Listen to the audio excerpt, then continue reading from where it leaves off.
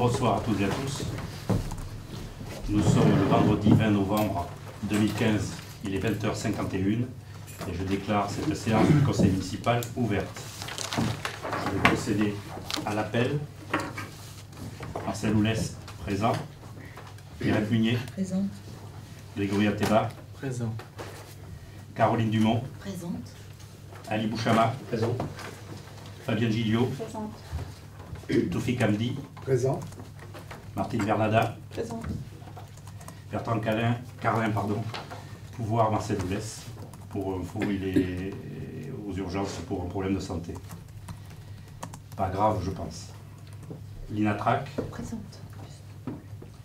Gilles d'Auvergne. Pouvoir. Ali Bouchama. Myriam Alalaoui. Présent.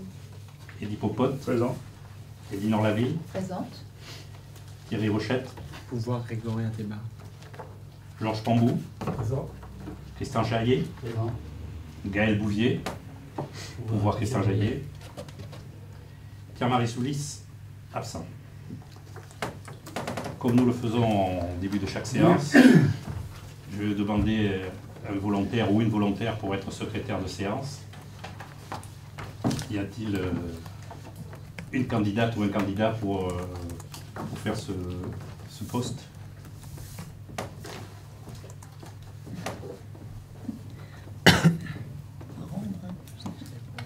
Je l'ai fait juste avant. D'accord, un candidat ou une candidate?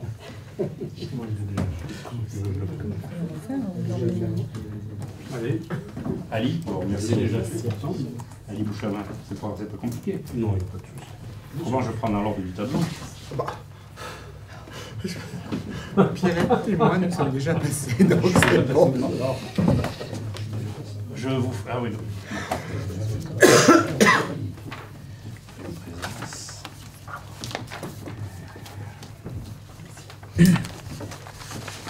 Avec vos dossiers, vous avez eu les procès-verbaux des séances des conseils municipaux des vendredis 19 juin et samedi 26 septembre. Y a-t-il des remarques à faire ou des questions à poser sur le contenu de ces procès-verbaux? Je vais commencer par le 19 d'abord, si vous voulez bien, on va les faire l'un après l'autre. Celui du vendredi 19, avez-vous des remarques ou des questions à poser?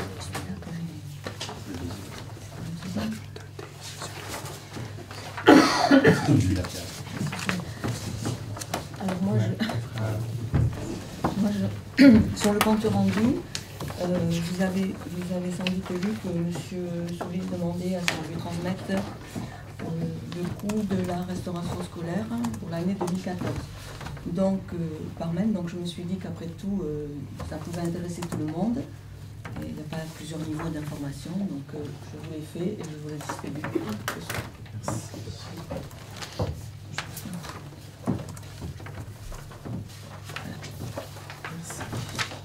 C'est à une réponse qu'avait posée M. Soulis lors du conseil municipal du 19 juin. Quand on a voté les tarifs. Demander, voilà, quand on a voté les tarifs, demander le coût réel d'un repas à la commune. Donc, pendant que ce document circule, y a-t-il des questions ou des remarques à ce procès verbal? Non, donc je propose qu'on passe au vote. Qui serait contre?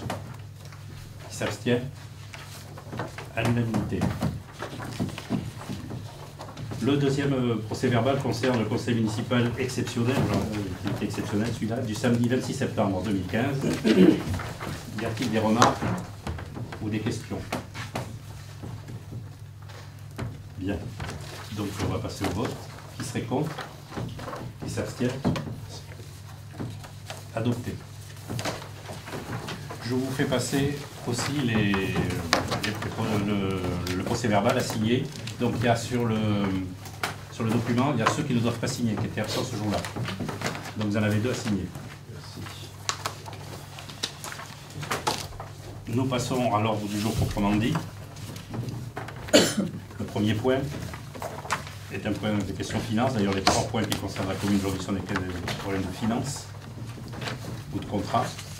Donc, décision modificative numéro 2 2015.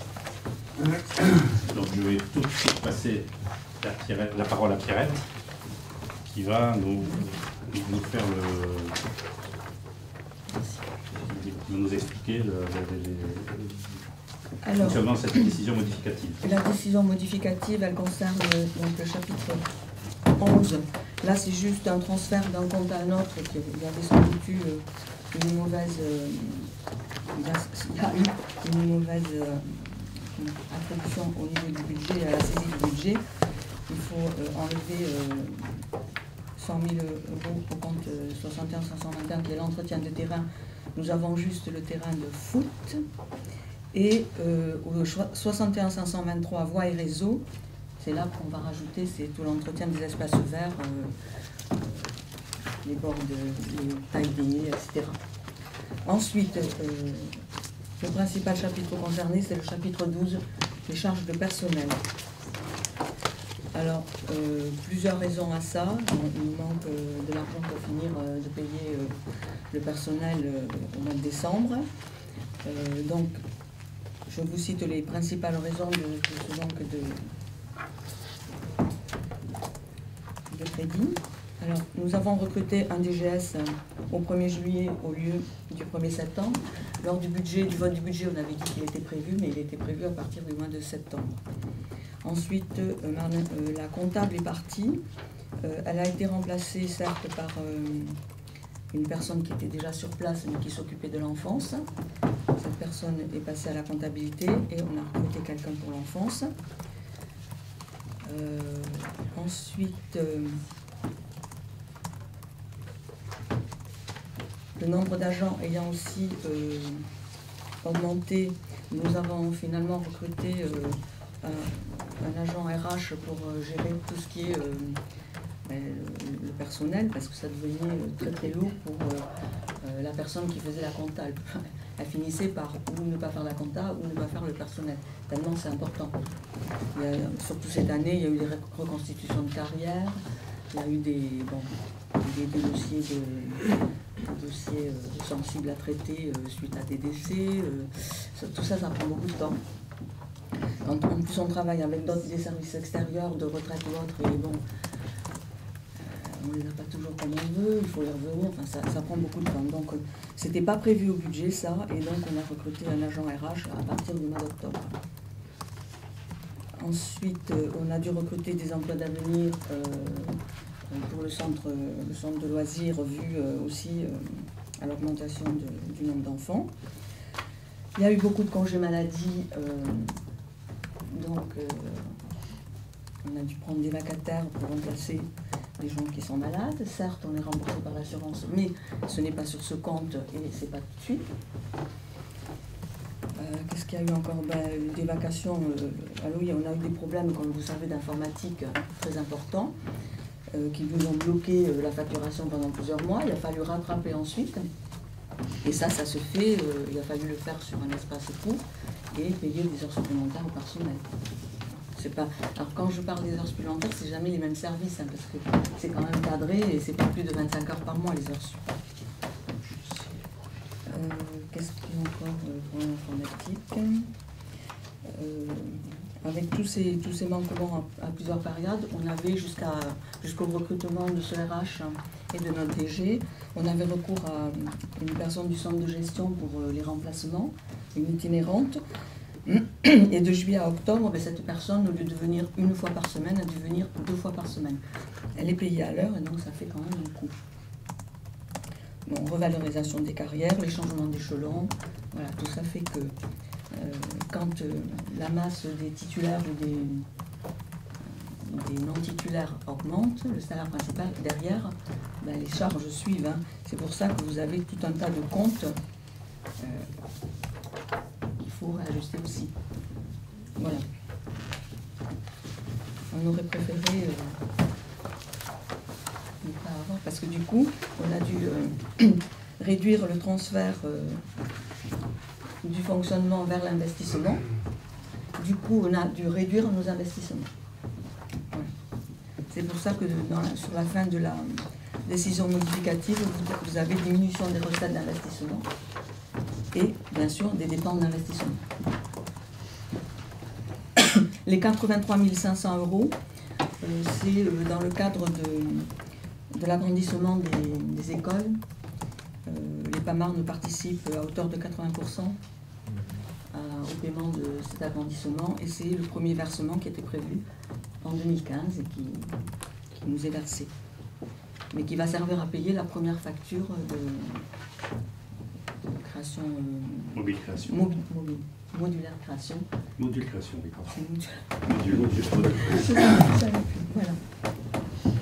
Donc on le rajoute en recettes et en dépenses. C'est-à-dire qu'on a eu pas mal de changements dans le personnel cette année, notamment dans les premières restructurations. Le départ de Nathalie Garnotel qui assurait à la fois la comptabilité et les ressources humaines et qui, comme le disait Pierrette dans la présentation des comptes, ne pouvait plus cumuler ces deux fonctions. À la fin, les ressources humaines lui prenaient presque plus le temps que la compta. Donc nous avons anticipé ce qu'on voulait faire sur les budgets, notamment en 2016. C'est-à-dire on a recruté un DGS, directeur général des services, et une personne aux ressources humaines au mois d'octobre, puisque Thomas Moindreau, on ne pouvait pas continuer à assurer comme ça jusqu'à la fin de l'année la mission des ressources humaines. C'était des emplois qu'on aurait voulu recruter l'année prochaine, mais les circonstances ont fait qu'on était obligé d'avancer dans ces recrutements. Bon, il y a un remplacement, celui de Nathalie Garnotel par Thomas, et le recrutement de Séverine pour les RH. Donc voilà. Donc ça, c'était un poste qui n'était pas prévu, ce poste-là. En début d'année, quand on a fait le budget primitif. Donc vous avez aussi une forte augmentation à l'assurance du personnel, bien sûr. Ça, c'est dû... Alors, l'assurance du personnel, comment ça fonctionne? On paye une partie en fonction de l'année précédente. Le premier appel de fonds pour l'assurance du personnel est calculé en fonction de l'année précédente, qui avait déjà eu une augmentation d'arrêt maladie, de décès, enfin on n'est pour rien, mais c'est comme ça. Et donc après, la deuxième partie qu'on va payer là, c'est un réajustement sur l'année 2015. Et donc on a aussi une augmentation de la prime. Ouais. On a eu des congés de maternité aussi. Oui, c'est pour ça, tout ça c'est... Maternité, congé de longue maladie. Voilà. Et un décès, donc c'est vrai que ce sont des événements qui viennent modifier les comptes. De toute façon, pour l'assurance du personnel, maintenant c'est ou ça ou on vous assure pas. C'est pas compliqué. Vous acceptez ce qu'on vous demande, pratiquement, ou vous irez voir ailleurs. Mais on va voir plus loin, justement. Puisqu'on en est au rayon personnel, je dirais que la semaine prochaine, lundi, nous allons faire le point sur les 3 emplois d'avenir que nous avons recrutés il y a 3 ans. Leur contrat de 3 ans à terme, au 7 janvier de l'année prochaine. Donc tout au long de ces 3 ans, il y a eu des entretiens réguliers pour le suivi de leur travail, leur vise à l'évolution de leurs compétences. Ils ont suivi des formations. Nous leur aurons proposé de les maintenir, donc de les stagiairiser, de les faire rentrer dans la fonction publique territoriale à la date anniversaire de leur fin de contrat, c'est-à-dire le mois de janvier de l'année prochaine. On leur a proposé, les 3 concernés ont accepté, donc on les stagiairisera au mois de janvier 2016. Pour les autres qui sont en cours de leur formation, il y aura 2 contrats qui sont en bout de 2 ans, on les renouvelle sur une 3e année aussi. Notre politique était, quand on a recruté ces jeunes, c'était que ça débouche sur un emploi pérenne pour eux. Bien entendu, il fallait qu'ils montrent la volonté de vouloir travailler, la compétence. Ils l'ont montré. Quand il a fallu, en cours de ces 3 ans, on est intervenu pour les recadrer, pour leur dire où ça n'allait pas. On le fait ça aussi en collaboration avec la mission locale. C'est par la mission locale qu'on recrute ces emplois d'avenir. Donc il y a un suivi quand même assez précis de ces emplois. Donc nous, notre volonté était de pouvoir les pérenniser vu qu'ils ont donné satisfaction et qu'ils émettent la volonté de vouloir poursuivre la fonction publique territoriale. Donc on les stagiairisera à partir du mois de janvier. Donc ils seront stagiaires pendant un an, et si bien entendu au cours de cette année ils donnent satisfaction, et que dans un an, quand on les recevra à nouveau pour faire le point, s'ils veulent rester en fonction publique, on les titularisera à ce moment-là. Voilà. C'est une politique qui nous a permis de renforcer des services, et heureusement, parce que ça aurait été compliqué autrement. Et sur ces trois années qu'ont duré les emplois d'avenir, on a reçu une participation de l'État, certes qui diminuait tous les ans, parce que en fonction de la première année, c'était combien, 70%, quelque chose comme ça. Là, on a touché en tout, hein, dans les 5 000 euros. Ah, pour les trois. Les trois. Par mois. Oui. Donc voilà, ce que je voulais dire aussi sur le personnel, il y a eu beaucoup d'évolutions cette année. Il est normal aussi que la commune grandissant, les demandes des administrés étant plus importantes, il faut étoffer les services pour pouvoir répondre à la demande qui est faite. Je dirais étoffé et spécialisé. Étoffé et spécialisé.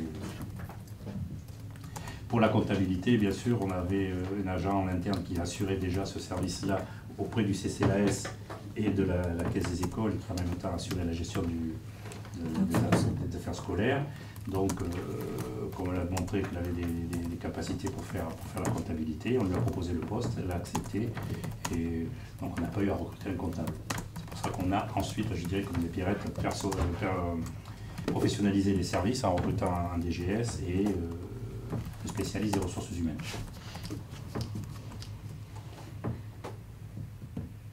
Avez-vous des questions ou des remarques?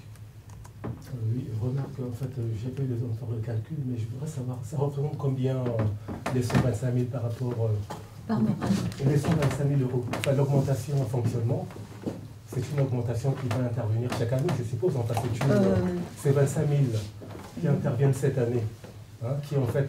l'année prochaine, voilà. Ils seront dans le charge de personnel, hein, ça c'est sûr. Non, mais justement, c'est la première fois, mais... Exactement, oui, c'est ce que je voulais faire observer, justement. Donc ça veut dire que... là, c'est une augmentation de combien de pourcents par rapport aux dépenses habituelles sur le budget. Enfin, c'est pour avoir une idée sur le volume que ça représente. Si c'est 5%, sur 10%... 1 570 000, on l'avait mis au chapitre 12. Voilà. Je n'ai pas fait le pourcentage. Si c'est 125 000 sur 1 970 000, ça fait en gros 10%. Voilà.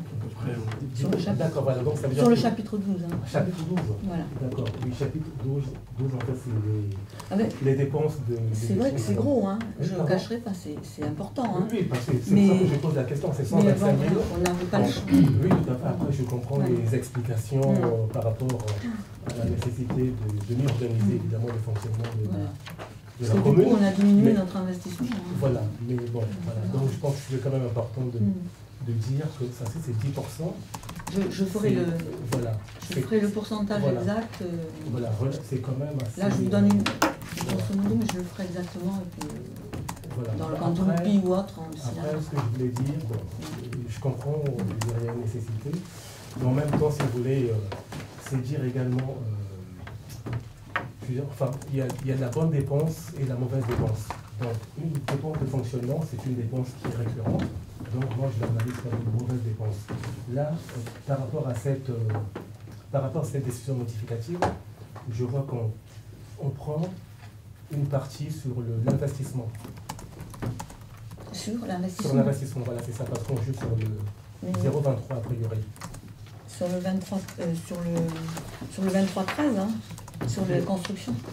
Voilà, exactement, voilà. Donc, on sera obligé de...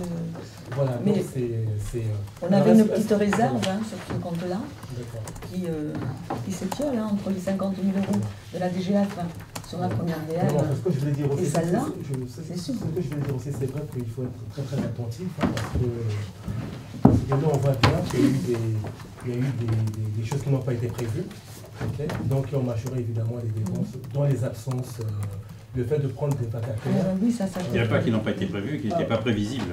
Qui n'étaient pas prévisibles, justement. Voilà. Donc, c'est différent. Ce que je voulais dire, c'est simplement attirer l'attention sur le fait que il faut évidemment être très très attentif aux dépenses de fonctionnement, enfin aux dépenses de façon générale, parce qu'il y a des imprévus Ok, donc voilà. Donc, il faut C'est pour être- ça que, quand même, par précaution, on avait une somme importante qui passait du fonctionnement à l'investissement. J'aurais pu d'entrée dire, ben voilà, je rajoute 100 000 euros ou 200 000 euros au chapitre 12 et j'en passe moins. Bon, D'accord. au jour J qu'on a voté le budget, il était sincère. Évidemment, non, mais Alors que si j'avais gonflé les charges de personnel, voilà, c'était la sincérité donc voilà. Ok. Et par ailleurs, sur le plan formel, la deuxième page, là, diminution des recettes d'investissement, je ne comprends pas très bien. Ça, c'est pour info, c'est sur le total de l'investissement. L'ADM, elle s'arrête au-dessus, mais c'était pour vous, pour une info. Mais c'est une information. Oui. D'accord. Ben, le total de l'investissement, il diminue. Non, mais parce que si vous voulez, le 23... Sur le budget, Oui, oui. le total, il diminue de 42 190 euros. Alors, je sais pas, il devait être de 1 million en quelques. Non, mais ce que je voulais savoir, quel est l'équilibre d'investissement? En partie investissement, là, section d'investissement, je voulais Eh savoir... ben, c'est 125 690. D'accord. Donc, en fait...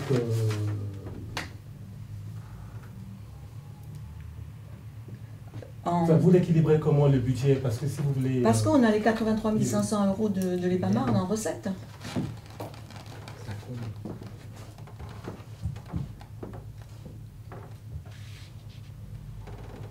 Alors, en investissement, en total, recette, on a combien? Ah oui, Oui, il me manque un... Oui, je comprends. Voilà, enfin, Oui, il faut que je la corrige parce que... Je sais pas, je comprends pas. Il y a quelque chose qui m'échappe. Voilà. Recettes et dépenses. Oui, non, mais en recette, on a combien? Enfin, en investissement, en recette, on a combien? En recette, on a, On 83 500 Oui. qu'on rajoute au 13,26.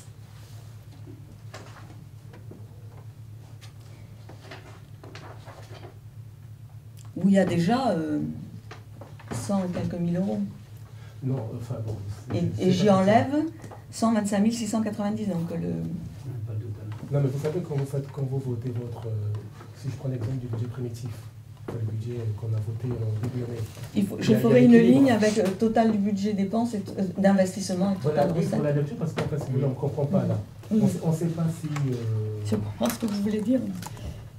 C'est un projet Enfin, c'est de... pas très clair. C'est un projet de C'est un délib, projet hein. de délib. Après, il y a la... On est là pour l'améliorer. Voilà, on l'améliorera après, justement, Moi, je après comprends les ce que vous discussions. Non, mais c'est pour la compréhension, parce Oui, que oui, je oui. ne sais pas si... Non, vous avez raison.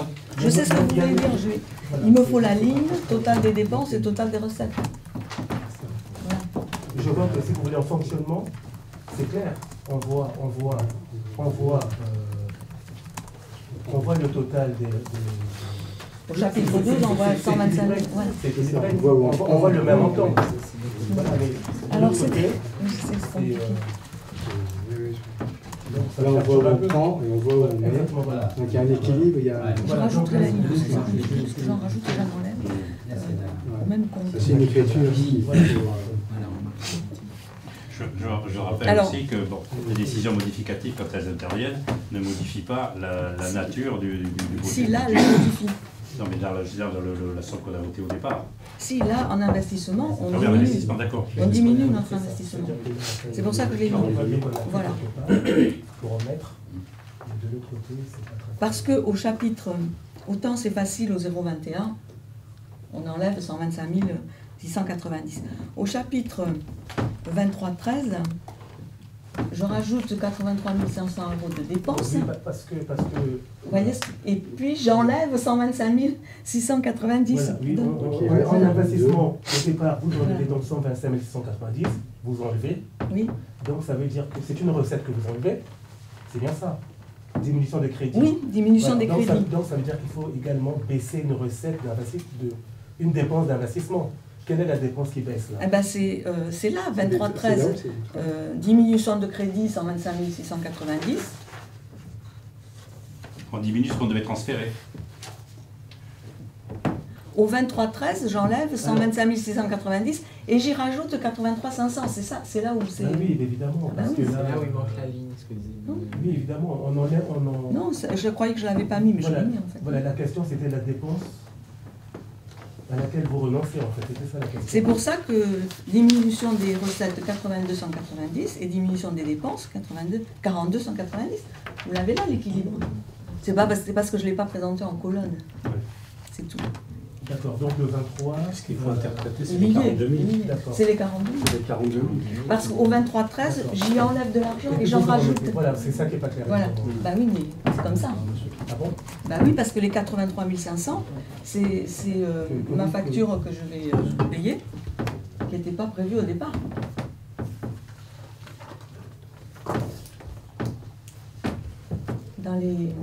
Pour les extensions. On n'avait mis au budget que des études. Donc, c'est pour ça que... Voilà. Mais c'est les 42 190, ils sont équilibrés en recettes et en dépenses. Voilà. Donc, rien à modifier.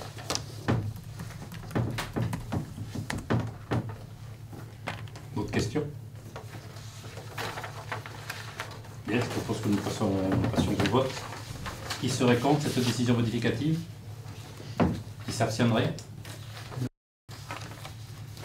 Gaël. Christian Jaillet, Gaël Bouvier.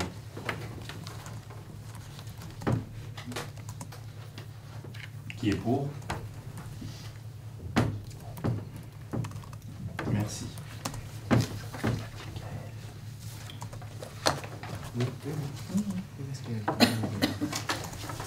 Deuxième point à l'ordre du jour, contrat d'assurance et risques statutaires du personnel territorial. Alors, comme on vient de le voir justement dans la décision de ce nous venons de prendre concernant la décision modificative, on a beaucoup parlé d'agents en maladie, en congé de maternité, pour certains en accident du travail aussi, ou en décès. Donc on a une assurance qui couvre ce qu'on appelle ces risques statutaires et qui est actuellement à la CMACL.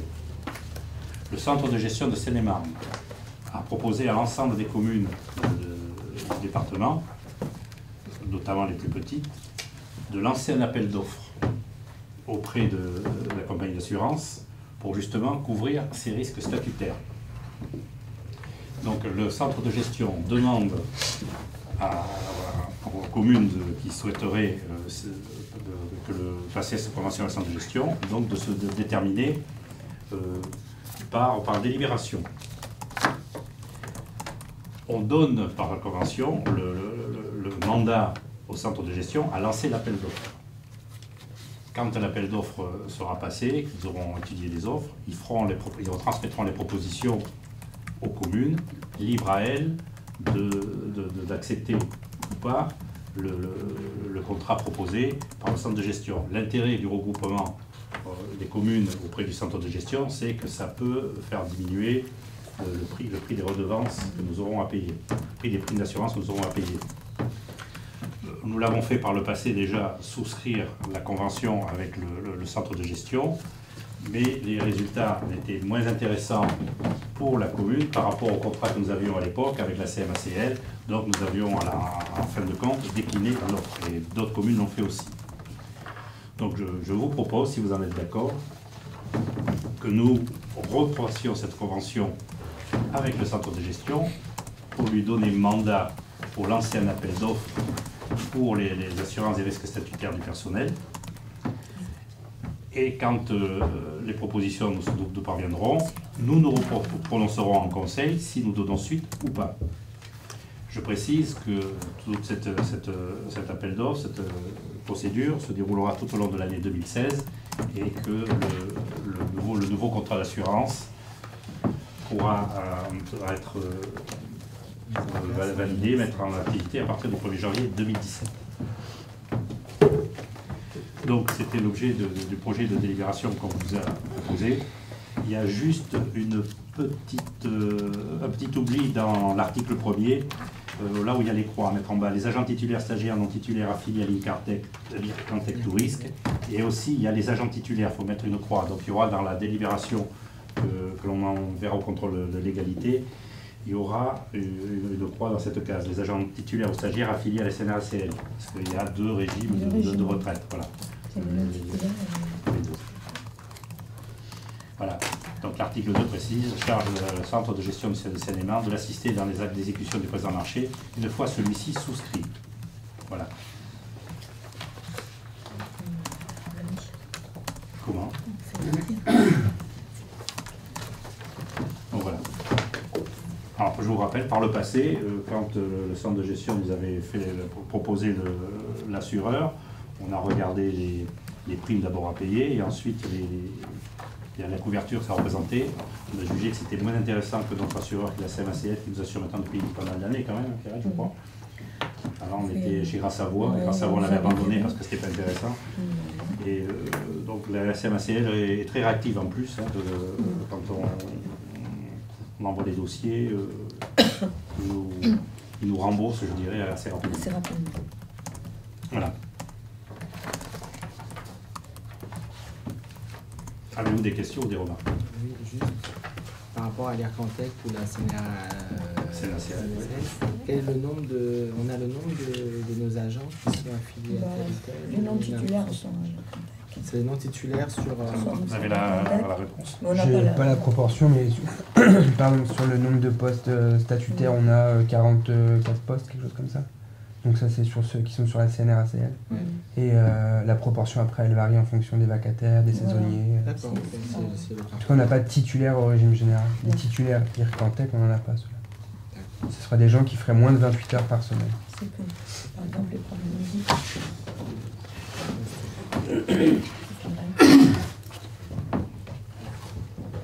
Y a-t-il des questions?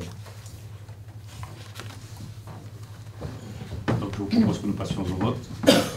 Qui serait contre que je signe cette convention avec le centre de gestion pour leur donner mandat pour lancer un appel d'offres que prendrait, je crois qu'il y a 350 ou 360 communes qui vont répondre favorablement d'après les chiffres donnés par le centre de gestion. Sur 528, c'est pas mal. Donc qui serait contre? Qui s'abstient? Qui est pour? Unanimité. Merci. Le point suivant, participation financière de la commune de Chanteloup-en-Brie au CLIS de Chessy pour l'année scolaire 2015-2016. Alors les CLIS, ce sont des classes d'interrogation, d'intégration scolaire.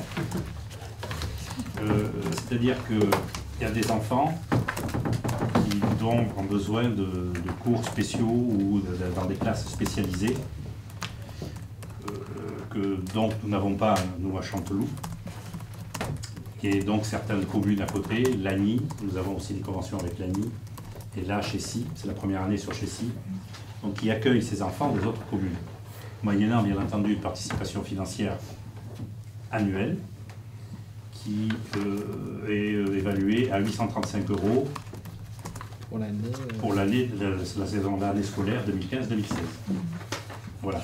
Donc c'est une convention que l'on passe donc avec la commune de Chessy pour il y a un enfant de Chanteloup, hein, bon, vous avez le nom, hein, que je vous invite à regarder pour vous, c'est juste pour compléter le dossier. Un enfant de Chanteloup qui est scolarisé en classe d'intégration scolaire à Chessy. Donc on est obligé de... Et le conseil municipal, bien sûr, de Chessy a délibéré pour fixer le montant de cette scolarité. C'est ce qui est demandé à toutes les communes dont un enfant intègre ces classes spécialisées.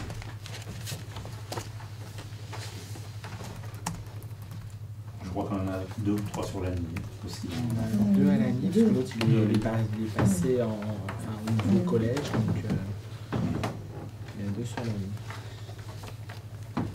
A-t-il des questions?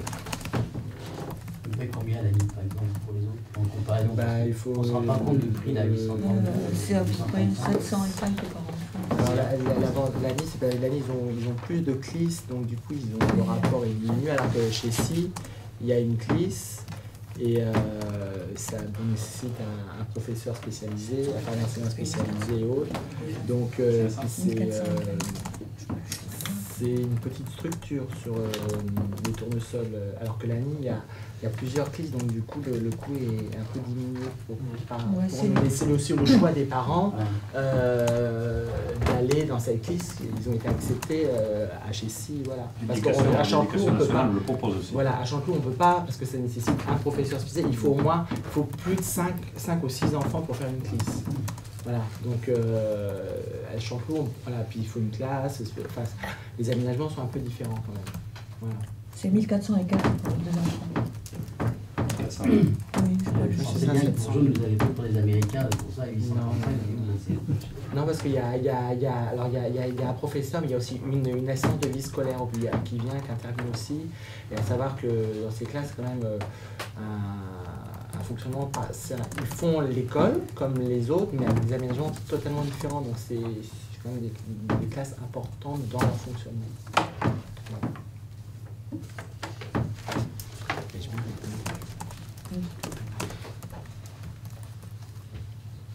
Y a-t-il d'autres questions?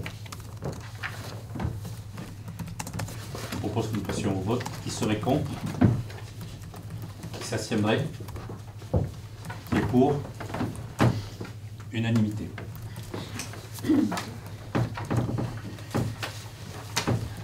Les points suivants, les 3 points suivants concernent la communauté d'agglomération de Vendée-Gondoire. Et le premier point, avis sur le projet de schéma départemental de coopération intercommunale. Il y a quelque temps, je vous ai envoyé par mail le projet du schéma directeur de coopération intercommunale dans son intégralité. Et là, avec le dossier, on vous a remis quelques feuilles les plus importantes. C'est la loi, c'était ce projet de schéma directeur et découle de 2 lois. La loi MAPTAM de 2014, alors je rappelle ce que c'est la loi MAPTAM, modernisation de l'action publique et affirmation des métropoles. Et la loi NOTRe, qui date d'août 2015, nouvelle organisation territoriale de la République. Ces lois visent à créer des super communautés d'agglomération ou regrouper des communes plus petites pour atteindre des populations de 15 000 habitants. Bon, on a discuté plusieurs fois en conseil de ces dispositions des lois MAPTAM et NOTRe, notamment pour la communauté d'agglomération de Vendée-Gondoire, de défendre sa dérogation. Nous avons voté plusieurs motions là-dessus et on a eu un conseil spécial, le dernier d'ailleurs du mois de septembre, qui était une nouvelle fois consacré à justement l'avenir de notre territoire. Donc le schéma est proposé par le préfet. Les communes ont, alors on l'a reçu vers le 17 octobre en mairie, 17 octobre, oui. Et nous avions 2 mois pour nous prononcer sur ce schéma. Si nous ne prenions pas de décision, il est considéré comme validé par le Conseil. Donc je pense qu'il est important que nous votions, notamment pour reconnaître sur quoi on s'est battu pendant de longs mois, c'est-à-dire la dérogation pour permettre à Vendée-Gondoire de rester comité d'agglomération. En 2014, il y avait au niveau du département une unité politique, toute tendance confondue, qui validait, si vous voulez, l'idée de la dérogation pour Vendée-Gondoire, pour aussi d'ailleurs le Val d'Europe, et enfin pour les 3 communautés, Val-Beaubuet, Marne-et-Chanterelle et la Brie-Francilienne. Il y a eu des élections départementales qui sont intervenues au printemps dernier, avec un changement de majorité, un changement de président du conseil départemental. Et je dirais, dans une décision purement politicienne, le nouveau président, Jean-Jacques Barbeau, a décidé de déposer un amendement au niveau de la CRCI, Commission régionale de coopération intercommunale. Parce que d'abord, les départements se prononçaient sur le contenu de ce schéma, et ensuite la région le valide. Les débats ont eu lieu à la préfecture de région le lundi 19 octobre. Il y avait 5 intercommunalités qui étaient concernées. 3, bon, les élus se sont entendus entre eux, le problème a été réglé. Il restait 2 autres, la nôtre, Marne-et-Gondoire, et en même temps qui validait aussi la volonté de Val d'Europe de rester dans ses limites, et les 3 autres communautés que j'ai citées tout à l'heure, Val-Maubuée, Marne-et-Chantraine et la Brie francilienne. Et celle du nord du département, qui est plus compliquée, puisque certaines communes seraient rattachées au Val d'Oise. Donc, dans cette gestuelle politique, il y a un revirement malgré tout de Jean-Jacques Barbeau par rapport à 2014. L'amendement a été mis au vote. Alors, je vous passerai sur ce qui s'est passé. On a été obligé de voter 2 fois parce qu'il y a eu des potabilités un petit peu hasardeuses. Et ça a permis, pendant l'entracte, de faire des pressions sur quelqu'un qui s'était abstenu. Ce qui fait qu'au niveau du département, la dérogation ne serait pas passée. Et vu les pressions qu'a subi le malheureux maire d'une commune à côté de Melun, qui s'était abstenu et est revenu sur son vote, a fait qu'au niveau du département, l'amendement de Jean-Jacques Barbeau était voté. Ensuite, il fallait passer. Comment ? Et soumis à la commission. Oui, soumis à la commission régionale. À la commission régionale, les débats ont repris. Et au niveau de la région, la dérogation de Marne-et-Gondoire, en même temps que celle du Val d'Europe, et puis donc la constitution de l'autre intercommunalité avec Val-Maubuée, Marne-et-Chantraine et la Brie francilienne, était adoptée. S'il n'y avait pas eu cet amendement posé, on n'aurait pas eu cette séance au Conseil régional, mais on aurait été obligé de se prononcer sur le schéma directeur, puisque toutes les communes du département doivent normalement se prononcer, et que le préfet arrêtera sa décision définitivement le 31 mars 2016, pour une entrée en vigueur au 1er janvier 2017. Je ne sais pas si vous avez pris le temps de lire tout le dossier que je vous avez envoyé par Internet. Bon, ça explique pour tous les territoires, les regroupements de certaines communes, des bouleversements de certaines antennes sur d'autres. Ce qui est important de retenir, c'est en allant à la page 21 du dossier, je crois qu'on vous l'a remise ce soir, de constater que pour Marne-et-Gondoire, la communauté d'agglomération de Marne-et-Gondoire maintient du périmètre actuel dans le cadre du schéma régional coopération intercommunale. La validation aussi de la fusion dans le même cadre du SRCI, de Marne-et-Chantraine, Marne-la-Vallée, Val-Maubuée, la Brie francilienne, et ensuite le Val d'Europe. Ce qui est important, c'est de retenir cela. Donc tout le combat, et je rappelle un combat qui était mené par les 18 communes, ça c'est important de le dire, il y a toujours eu l'unanimité des 18 communes pour maintenir le territoire de Marne-et-Gondoire dans ses limites actuelles pour la dérogation. C'était assez important à dire. Malgré quelques divergences qu'il peut y avoir parfois autour de la table, mais notamment ces derniers temps, avec les changements politiques, les nouvelles élections qu'il y a eu à Lucie et tout ça, malgré tout, chacun des élus autour de la table du conseil communautaire et dans les conseils municipaux ont compris l'intérêt que nous avions à poursuivre notre projet de territoire, qui quand même a été depuis 2001, que la communauté de communes d'abord a été créée, ensuite la communauté d'agglomération, nous avons mis en place, avec les outils que nous nous sommes donnés, un schéma de cohérence territoriale, le SCOT, le PPANP, périmètre de protection des espaces naturels et agricoles, un PLH, une mise en place de politiques culturelles, et bientôt, on va le voir après dans un plan prochain, on va travailler sur la mutualisation, l'utilisation des services. Ça rentre dans le projet de territoire aussi. Donc il est important de souligner justement cette unanimité qui va prévalu pour les 18 communes pour justement que Marne-et-Gondoire reste le territoire qu'il a été, qui s'est construit au fil des ans entre 2001 et 2015. Et c'est une chose importante. Ce qui ne veut pas dire que dans les années à venir, il y aura d'autres échéances électorales en 2017, ce qu'a fait une loi, notre loi peut le défaire. Et dans un premier temps, Marne-et-Gondoire restera une communauté d'agglomération de 18 communes, avec une population actuelle qui est en gros de 95 000 habitants et qui devrait monter à 120 130 000 à terme. Voilà. Donc nous avons à nous prononcer pour notre territoire et aussi donner notre avis sur l'ensemble du schéma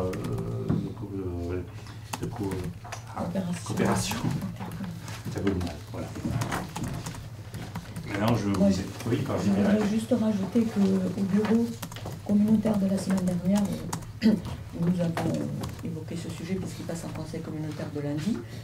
Les 18 communes ont décidé d'avoir le même point de vue, c'est-à-dire, bien sûr, un avis favorable sur le périmètre de Marne-et-Gondoire qui ne bouge pas, et prendre acte du schéma de coopérance pour le reste. Voilà. Les 18 communes se sont engagées dans ce sens. Il reste un problème qui n'est, je pense à l'heure actuelle, pas encore réglé, c'est celui de Plaine et Mont-de-France. Apparemment, il y a des propositions. Et je sais que le préfet de région, à l'issue de la réunion du 19 octobre, avait proposé une réunion de travail justement à ces communes, et qui était le 29 octobre, mais je ne sais pas ce qu'il y en est sorti. On n'a pas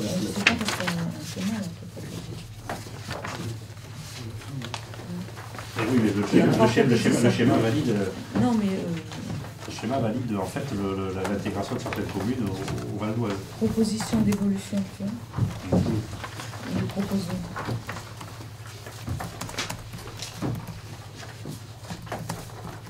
Là, c'est le SDCI, c'est récent, ça. Donc, ce qui est important, c'est que Marne-et-Gondoire reste Marne-et-Gondoire. Mais eux, il faut qu'ils se mettent d'accord parce qu'on a le CRC.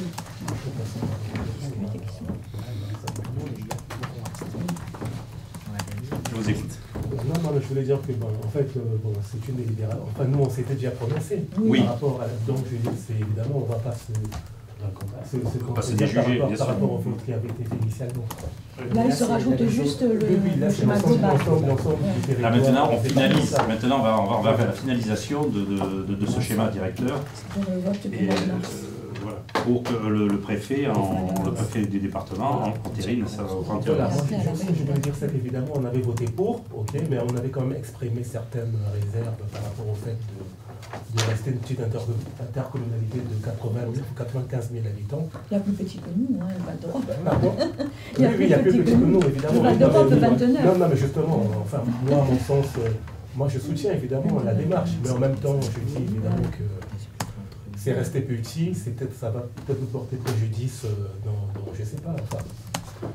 Monsieur Tambou, voilà. On regarde quand même, on est quand même dans les premiers, hein, soyons, à part on enlève Marne-et-Chantraine, voilà, mais on est à 80. On est la plus grosse, 93 pays de mots, mais si nous on est à terme, on est combien? On est au même niveau, on est 130, donc on est à 93 000 actuellement, on est au même niveau que pays de mots. Et pour notre territoire, on est une grosse commune interco. Enfin, non, mais justement, c'est-à-dire que dans le document qu'on nous a donné, le projet du préfet, en fait, il distingue la Seine-et-Marne en deux parties. Oui, tout à fait. C'est-à-dire qu'il y a une Seine-et-Marne qui est assez urbaine, c'est-à-dire nous, ok, et ensuite une Seine-et-Marne qui est assez rurale, où il y a des communes, où il y a des intercommunalités en fait de 15 000, un minimum de 15 000 habitants. Nous, justement, en Marne-et-Gondoire, on fait la transition entre l'urbain et le rural.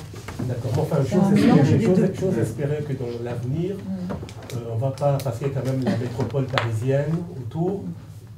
Bon, après, je ne sais pas si ça ne va pas nous fragiliser, enfin, dans les rapports de force. Au niveau régional, enfin je ne sais pas, je suis pas assez... Le Grand Paris est déjà défini, déjà arrêté. Pratiquement, il y a, on le sait, c'est le Paris plus le 92, 93, 94. Ça, donc c'est arrêté. Peu de communes. Chelles avait un moment... il a raté la date. Il avait voulu se raccrocher, intégrer dans Paris, mais apparemment le nouveau maire de Chelles a loupé la date pour faire vraiment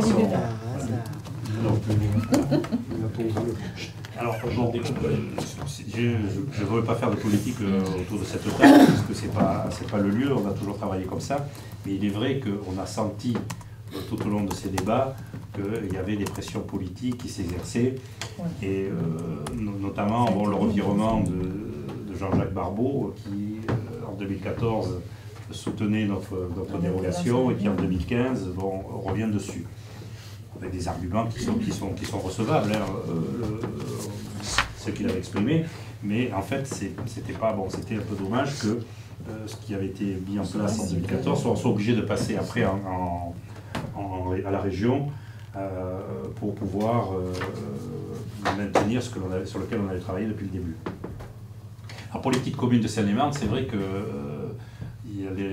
on diminue le nombre d'intercommunalités qu'il y avait avant, puisqu'il y a des regroupements pour permettre d'arriver. Alors la loi avait prévu au départ 20 000, et la loi NOTRe a réduit à 15 000. Donc c'est dans le dossier complet, il y a le nombre d'intercommunalités qu'il y avait au départ et qui va rester après, qui restera au 31 mars. Mais nous, on fait partie de la loi NOTRe. Nous, la loi NOTRe, oui. Donc voilà. Alors c'est vrai qu'on se sera penché à de nombreuses reprises sur le sujet. Je pense que ça valait le coup. Ça valait le coup que l'on persévère, que l'on fasse valoir que notre projet de territoire, tel comme nous l'avons toujours défini, et que surtout, moi je retiens l'unanimité des 18 communes. Voilà. Même si on se pose la question dans les communes, comme vous la posez, qu'est-ce qu'il adviendra. Mais pour le moment, on en est là. On ne se le cache pas, hein, on se dit que 2017, d'autres échéances peuvent modifier. Mais on n'en est pas là encore.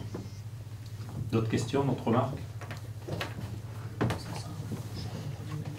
Donc je vous propose que nous nous prononcions pour les limites de notre intercommunalité, la limite aux 18 communes, et que nous prenons acte du schéma directeur tel qu'il est proposé par le préfet. On va modifier la délimite. Qui serait contre? Qui s'abstient? Qui est pour?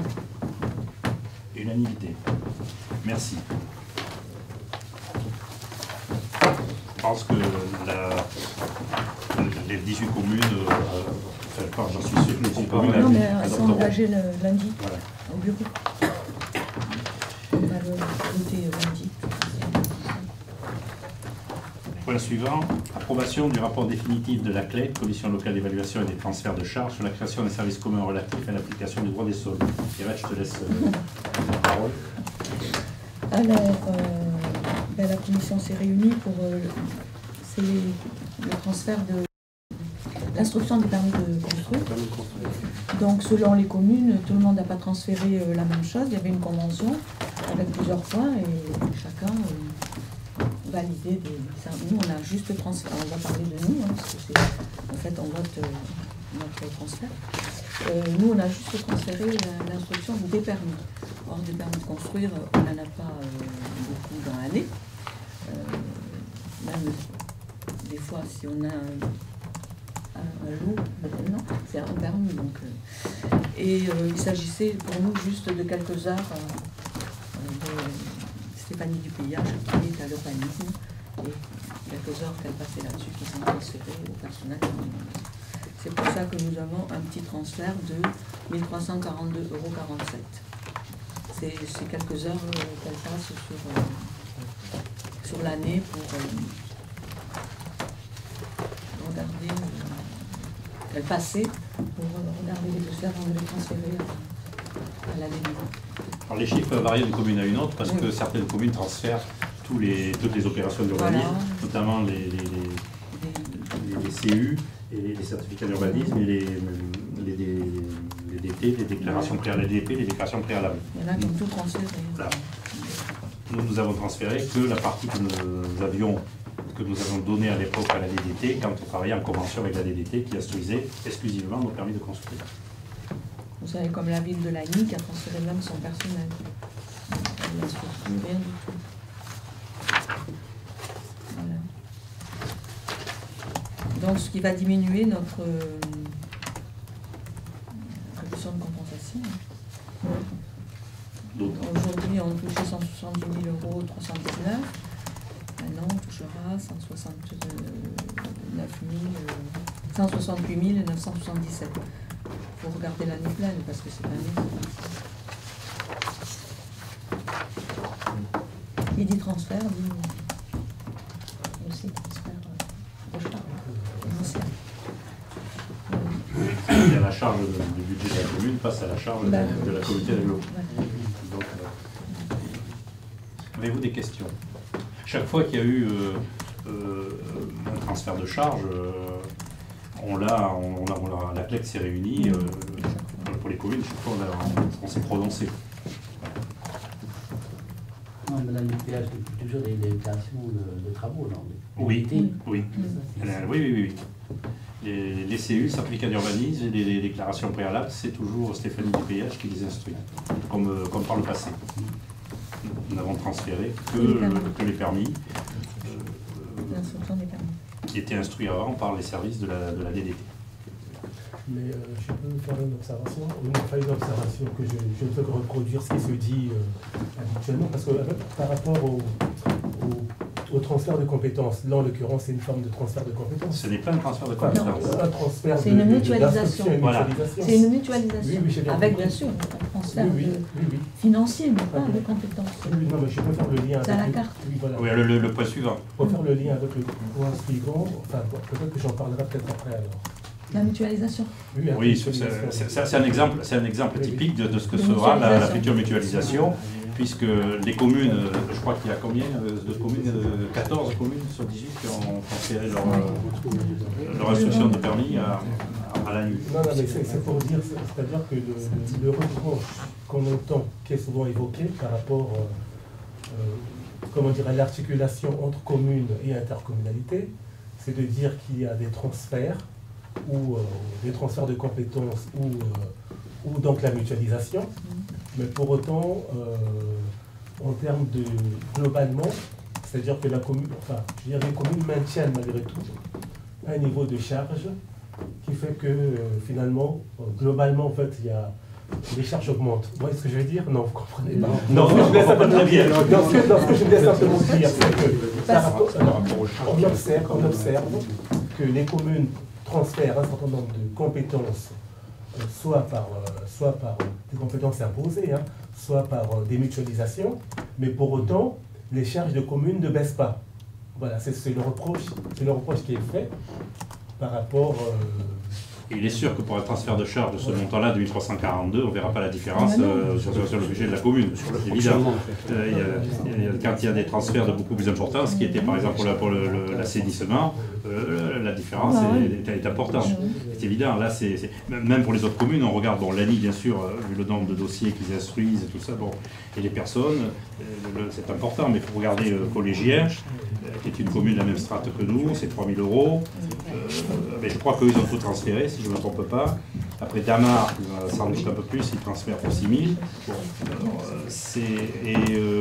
Pomponne, ça dépend qu'est-ce qu'elles ont transféré.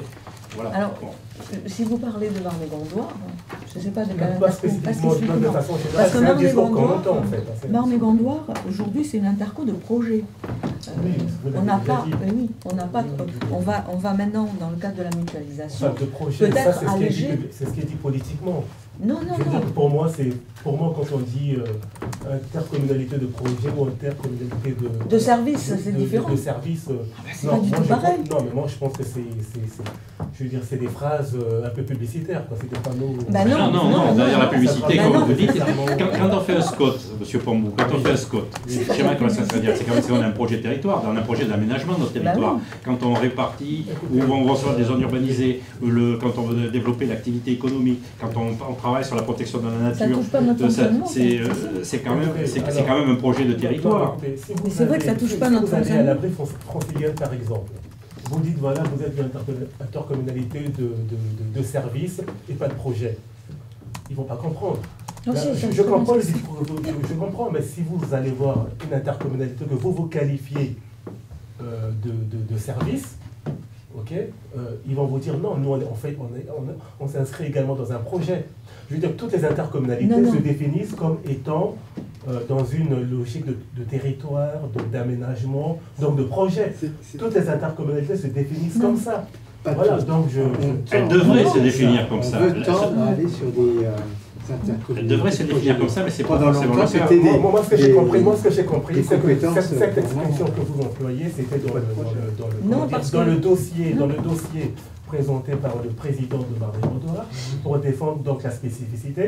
Donc j'ai bien compris que cette présentation, ce slogan en quelque sorte, il y avait une particularité. Non, mais c'est une réalité, c'est pas un slogan. Et elle est reconnue par la région. Je suis désolée.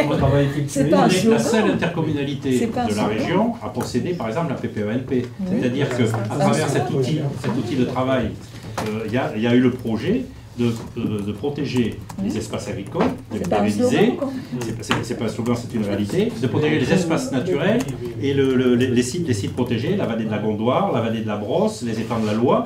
Bon, ça, c'est rentré dans le projet, sauver ce patrimoine sur la communauté d'agglomération. Et il n'y en a pas beaucoup à côté de nous. Le Val-Maubuée, par exemple, prenons-le, il n'y a pas des projets comme ça. Bon, ils sont plus anciens que nous, le secteur 2 est plus ancien que le secteur 3, certes, mais ils travaillent plus sur justement les services. Et c'est ce qui faisait que nous, on a voulu défendre notre spécificité à travers cette dérogation. C'est parce qu'il y avait un choix pour le territoire d'avoir un développement, je dirais, équilibré entre l'urbanisation, entre l'arrivée d'activité économique pour avoir un ratio de population qui travaille sur place qui se rapproche le plus de 1, et ensuite protéger nos grands espaces naturels. Il y a eu un projet culturel aussi, on en pense que l'on en veut, mais je crois que dans quelques années on reconnaîtra les mérites de Michel Chartier d'avoir été un visionnaire là-dessus, sur le parc de Rantilly et le château qui est transformé en musée d'art contemporain et qui fonctionne bien. Voilà, bon, là il y avait quand même une volonté politique dans le sens noble du terme des communes, des 9 premières communes d'abord, ensuite on est passé à 13, 15 et maintenant 18, de faire un territoire qui soit proche des gens qui y vivent.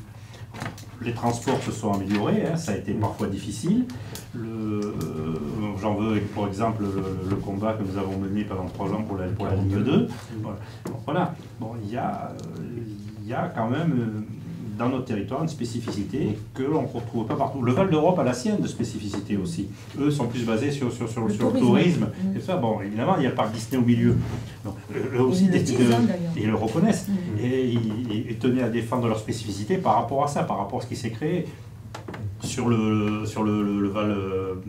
Val-Maubuée. Bon, il y a la Cité des Cartes, mais maintenant elle va être incluse dans le Camp Paris. Alors c'est différent. Il y a eu ce projet, c'est vrai à l'époque, de créer ce pôle universitaire sur le secteur. En dehors de tout clivage politique, et ça c'est très important de le dire surtout. Voilà. Donc là, dans ce transfert de charge, bon, c'est parce que ça va rejoindre le point suivant, parce qu'on parlait sur la mutualisation, puisque les 18 communes n'étaient pas d'accord, certaines tenaient à garder l'instruction de leur permis de construire ou de leur droit des sols tout simplement. Bon, ça ne pouvait pas être une prise de compétence de la communauté d'agglomération, donc c'est par convention, on l'a voté dans un conseil précédent. Voilà. D'autres questions là-dessus ou d'autres remarques? Je propose que nous passions au vote.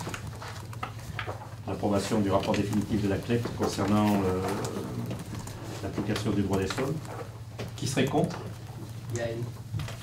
2 contre. Non. Pardon, un contre, excusez-moi, oui. Un contre, Gaël Bouvier. Non, mais tout à l'heure c'était bon. Ah, d'accord. Qui s'abstient? C'était bien, voilà, t'inquiète. Qui s'abstient? Qui est pour? Bon, mais les autres membres présents. Merci. Donc, dernier point concernant la Marne-et-Gondoire. Donc, on va parler de la mutualisation maintenant, M. Pambou. Approbation du rapport de mutualisation des services. Alors, c'est vrai que là aussi, c'est la loi, c'est la loi NOTRe d'ailleurs, une nouvelle organisation des territoires de la République, qui, je dirais, impose maintenant cette mutualisation dans le fonctionnement des comités d'agglomération. Il intègre un schéma de mutualisation à mettre en œuvre pendant la durée du mandat, qui doit être élaboré dans l'année qui suit chaque renouvellement général des conseils municipaux. Chaque année, lors du débat d'orientation budgétaire ou à défaut lors du vote du budget, l'avancement du schéma de mutualisation fait l'objet d'une communication du président de l'EPCI à son organe délibérant. La loi NOTRe du 7 août 2015 est venue préciser un certain nombre d'éléments de ce dispositif, et notamment le calendrier imposé pour 2015, à savoir l'obligation pour les EPCI d'approuver le rapport au plus tard le 31 décembre 2015. Avant cette date, chacun des conseils municipaux des communes membres doit donner son avis sur le rapport. Il y a le point, ça c'est important après ce qui suit, c'est compte tenu du contexte spécifique de Marne-et-Gondoire, plus spécialement de l'annulation et de la réélection du conseil municipal de Bussy-Saint-Georges, le travail de concertation indispensable à l'établissement d'une démarche réfléchie et participative d'utilisation n'a pas pu avoir lieu. Un rapport qui acte la volonté de la communauté d'agglomération d'engager ce dispositif et a constitué la première étape a néanmoins été établi et transmis aux communes en octobre 2015. On l'a reçu un peu plus tard. Et il rappelle le cadre légal des différents modes de mutualisation, la méthode de travail et de gouvernance proposée, un état des lieux des mutualisations, tant verticales qu'horizontales, déjà réalisées sur notre intercommunalité et les pistes de réflexion en cours. J'ajoute à ce point que pour la communauté d'agglomération, le vice-président qui sera élu lundi, mais qui a déjà la délégation chargée justement de mettre en place la mutualisation, c'est Christian Robache, le maire de Montévrain. Donc nous aurons le 8 décembre, je crois que c'est un mardi, une réunion de travail avec Marne-et-Gondoire, donc Christian Robache et la directrice de cabinet de Paul Michel, le président, justement sur les besoins de mutualisation, et ça se fera pareil dans chaque commune. Le dossier que vous avez là, ce rapport, c'est, si vous voulez, le schéma général qui explique l'intérêt de mutualiser. Et, le projet de mutualisation doit avant tout être une démarche de coopération et de solidarité liée à la mise en œuvre des projets de territoire. Vous voyez, ça vient compléter. Là, on rentre un petit peu plus dans une communauté de services. Nous avons été jusqu'à présent la communauté de projets. Et donc, à travers cette mise en place de la mutualisation, on va aussi un petit peu vers la communauté de services. Donc le PCI doit produire un rapport relatif aux mutualisations des services entre les services de l'établissement public de coopération intercommunale à fiscalité propre et ceux des communes membres, qui comporte un projet de schéma de mutualisation à mettre en œuvre pendant la durée du mandat, et qui doit présenter les thèmes à mutualiser et les outils de suivi et d'évaluation du schéma. Ce qui veut dire que chaque commune de Marne-et-Gondoire se prononce sur ce projet de mutualisation, et il sera voté aussi avant le 31 décembre par la communauté d'agglo pour être en conformité avec la loi. Pierre, tu veux peut-être rajouter quelque chose à ce sujet? Oui, c'est que les moyens financiers pour ça se trouvaient dans la loi, dans la modification de la DGF qui est reportée. Donc, il y avait un coefficient de mutualisation qui a été annulé, mais qui a été réintroduit d'une autre façon dans la modification de la DGF, et qui s'est reporté. Vous avez des exemples, là, vous avez vu comment mutualiser, diversité des modes de mutualisation, on voit des groupements de commandes, prestations de services, entente intercommunale ou co-maîtrise d'ouvrage public. Là, on est en plein le cas pour la construction de l'école de musique de Chanteloup, la réalisation du bâtiment et des infrastructures. Bon, on a fait ça par convention. Non, ça c'est une compétence pour la musique. Ils l'ont mis, là? Oui, mais c'est la co-maîtrise d'ouvrage, Pierre. Ah, oui. C'est pour la réalisation de... Après, il y a des prix de matériel, hein. On en a emprunté des tentes, des barrières. Ces derniers jours, là, justement, Marne-et-Gondoire proposait aux communes qu'elle avait besoin des barrières pour le plan Vigipirate. Voilà. Le transfert d'instruction de nos dossiers de permis de construire vers la communauté d'agglomération était déjà, on en parlait sur le point précédent, un exemple de mutualisation des services et des compétences. Il peut y avoir aussi des prêts de personnel, ça s'est déjà passé, la commune de Chanteloup en a bénéficié aussi à la demande. On a prêté, nous aussi, nos agents pour intervenir sur notre commune, notamment Nathalie Garnotel pour la compta. Bon, voilà. Sans le savoir, on faisait déjà de la mutualisation. Bon, maintenant, la loi fixe un cadre et il faut que les intercos définissent comment on va mutualiser, ce qu'elles vont être mutualisées, comment ça va se faire. Il y avait déjà de commune à commune, vous pouvez le voir, dans les groupements d'achat, je pense pour les feux d'artifice, puisque c'est l'exemple cité. Il y a des communes qui, avant d'entrer dans Marne-et-Gondoire, travaillaient déjà ensemble. Voilà. Pomponne, Lagny, Damar, Torigny. Voilà. Vous avez l'habitude de travailler ensemble. Dans le cas de l'instruction des permis de construire, par exemple, Pomponne ne s'adresse pas à la communauté d'agglomération de Marne-et-Gondoire, mais est passé vers Torigny. C'est le service instructeur de la ville de Torigny qui instruira les dossiers de permis de Pomponne. C'est parce que... Non, de Saint-Thibault. Saint-Thibault, je sais pas. Non, Pomponne, il les a donnés à Marne-et-Gondoire. C'est Saint-Thibault. Saint-Thibault qui donne à Torigny. C'est Damar qui donne, hein? Non, c'est Saint-Thibault, des vignes, qui donne ses permis à instruire. Bon, c'est pas vrai. À Torigny. D'accord. Bon, voilà. Ils ne sont pas passés par Marne-et-Gondoire. Non, ils ont refusé. Ouais. La mutualisation du permis. Donc, on va être à la période de réalisation du diagnostic, d'où les rencontres que nous allons faire, que le vice-président qui sera chargé de cette délégation à la mutualisation, Christian Robache, va faire la tournée des popotes, comme on dit vulgairement, et pour évaluer les besoins, et à partir de là sera déterminé le plan de mutualisation. Alors c'est vrai que comme les élections de Bussy ont empêché que tout cela se fasse dans les délais qu'on aurait pu avoir, c'est fait de manière un petit peu précipitée, mais bon, le gouvernement aussi, avec sa loi NOTRe qui date d'août 2015, bouscule un petit peu les choses aussi, il faut le dire honnêtement. Le tout, c'est de voter avant le 31 décembre. Marne-et-Gondoire, cependant, c'est le 31 décembre. Pour être en conformité avec les termes de la loi.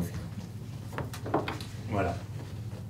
Le dossier que vous ai fourni est complet, il explique que... C'est le même qui sera fourni au conseil communautaire. C'est ce qui sera voté, voilà, au conseil communautaire. Lundi. J'ai en fait deux observations à faire. D'abord, je regrette que la Marne-et-Gondoire s'intéresse justement à cette problématique de mutualisation que maintenant, parce que si vous voulez la mutualisation, on parle assez souvent. Là, j'ai trouvé un document qui date de 2011, un document de 52 pages qui traitait déjà de la mutualisation. Mais on en a fait de la mutualisation. Voilà, non, mais enfin, là c'était très formalisé. Là, je regrette seulement qu'on le fasse en 2015, parce que la loi nous y oblige en fait. Alors qu'on aurait pu bien avant anticiper, parce qu'il y a quand même un intérêt à la mutualisation. Alors par rapport à ce document, moi ce que je regrette, parce que je ne m'explique pas, alors il y a une page où c'est marqué pourquoi mutualiser. Alors c'est la 4e page. Pourquoi mutualiser? Donc il y a trois raisons qui sont évoquées, projet de territoire, égalité et ensuite qualité de service. Mais par contre, moi, il y a un objectif qui me paraît essentiel qu'on a oublié, c'est en fait faire des économies d'échelle. Donc c'est l'aspect financier de la mutualisation qui n'est pas en fait évoqué dans ce document. Alors, je me pose la question pourquoi ce n'est pas évoqué. Parce que pour moi, la mutualisation, pour moi avant tout, c'est pour faire au-delà de la solidarité à créer, du projet de territoire, et avant tout des raisons économiques qui justifient. D'ailleurs, je pense que... Je pense que quand on aura défini tout ce qui pourrait être mutualisé, quand justement la tournée des communes sera faite, qu'on aura le bilan et quand on fera un choix, après là on pourra voir les économies d'échelle qui pourront être faites à ce moment-là. Pour le moment, là c'est juste, je dirais, on explique pourquoi on veut mutualiser, pourquoi on va le faire. Je pense que s'il n'y avait pas eu la loi NOTRe 2015, on ne se serait pas encore posé directement la question, même s'il y a les références que vous faites en 2011, parce qu'on n'en avait pas jugé la nécessité et que malgré tout, à certains niveaux, ça se pratiquait déjà entre certaines communes, même Chanteloup on le faisait par le biais des conventions. Oui. Hein. La convention de type qu'on a passée pour la musique, les DUMIS, la convention pour le droit du sol. Bon, c'était déjà un principe de mutualisation. Les prêts de matériel que faisait la communauté d'agglo aux communes, et nous en sommes servis parfois, rentrent dans ce cadre-là. Évidemment, c'est un document de cadrage, ça. Enfin, c'est un cadre général, là, c'est sûr. Oui, c'est ça. C'est une note d'explication. C'est avant tout pour dire qu'on va rentrer dans cette mise en place, cette mutualisation. Et il faut qu'on soit conforme à la loi, on va le faire. Après, on arrêtera au courant en 2016, je pense, parce qu'on ne pourra pas le faire dans la fin 2015. C'est pour 2016. Voilà. Mais ne pas évoquer l'aspect financier parmi les principes directeurs, si vous voulez. Moi, ça me paraît un peu, quand même, pour moi, c'est un oubli. Parce qu'en fait, c'est ce qui sous-tend, en fait, ce qu'on peut mettre en place. Il y a un chapitre en 5, là, en F, conséquences, ce sont les dépenses de fonctionnement. C'est évoqué. Ça sera évoqué. Pardon ? Sur une page, là, vous avez tous les points A, B, C, D, E, F. Comment mutualiser la méthode? C'est la rédaction du rapport. Aucun formalisme est imposé, mais il y aura un préambule, le diagnostic, c'est-à-dire ce qui va se faire à partir de la semaine prochaine, les objectifs de mutualisation, les plans d'action sur le mandat, les conséquences pour les agents, et les conséquences sur les dépenses de fonctionnement. Ça sera voilà.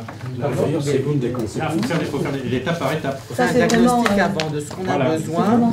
Quels sont les Non, mais j'ai compris, mais sauf que dans le pourquoi mutualiser, moi, on me dit pourquoi mutualiser, je dis certes, il y a la solidarité, mais pourquoi mutualiser, c'est faire des économies. Vous voyez toujours des économies. Pour moi, ça me paraît évident. C'est évident, d'accord. Mais avant tout, c'est l'égalité pour l'ensemble de notre communauté. Non, pour moi, des économies. Non, pour moi, c'est d'abord des économies d'échelle, et ensuite, il y a d'autres notions qui rentrent en ligne de compte. C'est solidarité, etc. Voilà. Au départ, pas une police municipale. Les deux, de toute façon, les deux sont liés. Les deux sont liés. Bien sûr, et une rationalisation des moyens. La police de coopération, c'est un bonbon, ça. Et armée. Ah, maintenant, oui. Déjà des réflexions sur les entretiens. Alors, mais on parle pour tout le monde en comité. Par contre, justement, en mutualisation, voilà, là on parle de matériel, etc., de groupements de commandes, ce genre de choses, mais en termes financiers, justement, de moyens financiers, parce que là, dans ce que j'ai trouvé, moi, je vois évidemment qu'en mutualisation, sur le plan financier, il propose également des dispositifs. Par exemple, je vois mutualisation fiscale, il y a la notion de DGF territorial. Ça va être la loi. Apparemment, il y a une partie maintenant de la DGF qui va être... Non, mais là, a priori, par rapport à ça, cette forme de mutualisation, ça consiste en fait, pour les communes, de déléguer la perception de la DGF à l'intercommunalité, et en fait, c'est l'intercommunalité qui reverse la DGF aux communes membres en fixant par rapport à certaines règles. Voilà. Non, mais c'est une. Oui, évidemment, je sais pas que c'est pas ça que je dis. C'est pas prévu dans le projet que vous nous présentez. C'est la DGF qui va être modifiée par l'État pour s'adapter à la mutualisation. C'est différent. Mais c'est pas Marne-et-Gondoire ne va pas décider, elle, de ce qu'elle va verser aux communes. C'est l'État qui va lui dire c'est comme ça. C'est la loi des finances. Non, mais j'ai bien compris. Non, j'ai bien compris. Non, parce que c'est pas tout à fait pareil. J'ai bien compris qu'au niveau de l'attribution de la DGF au niveau de l'intercommunalité, il y a prise en compte d'une notion de mutualisation. Voilà, si vous voulez, la DGF va être en quelque sorte indexée sur le taux de mutualisation, en fait. Voilà, c'est évidemment... Alors ça a été rejeté, oui. Ça c'est fini. C'est ce que vous avez expliqué tout à l'heure. Ça c'est fini, ça a été rejeté, l'amicale des maires de France a monté le créneau.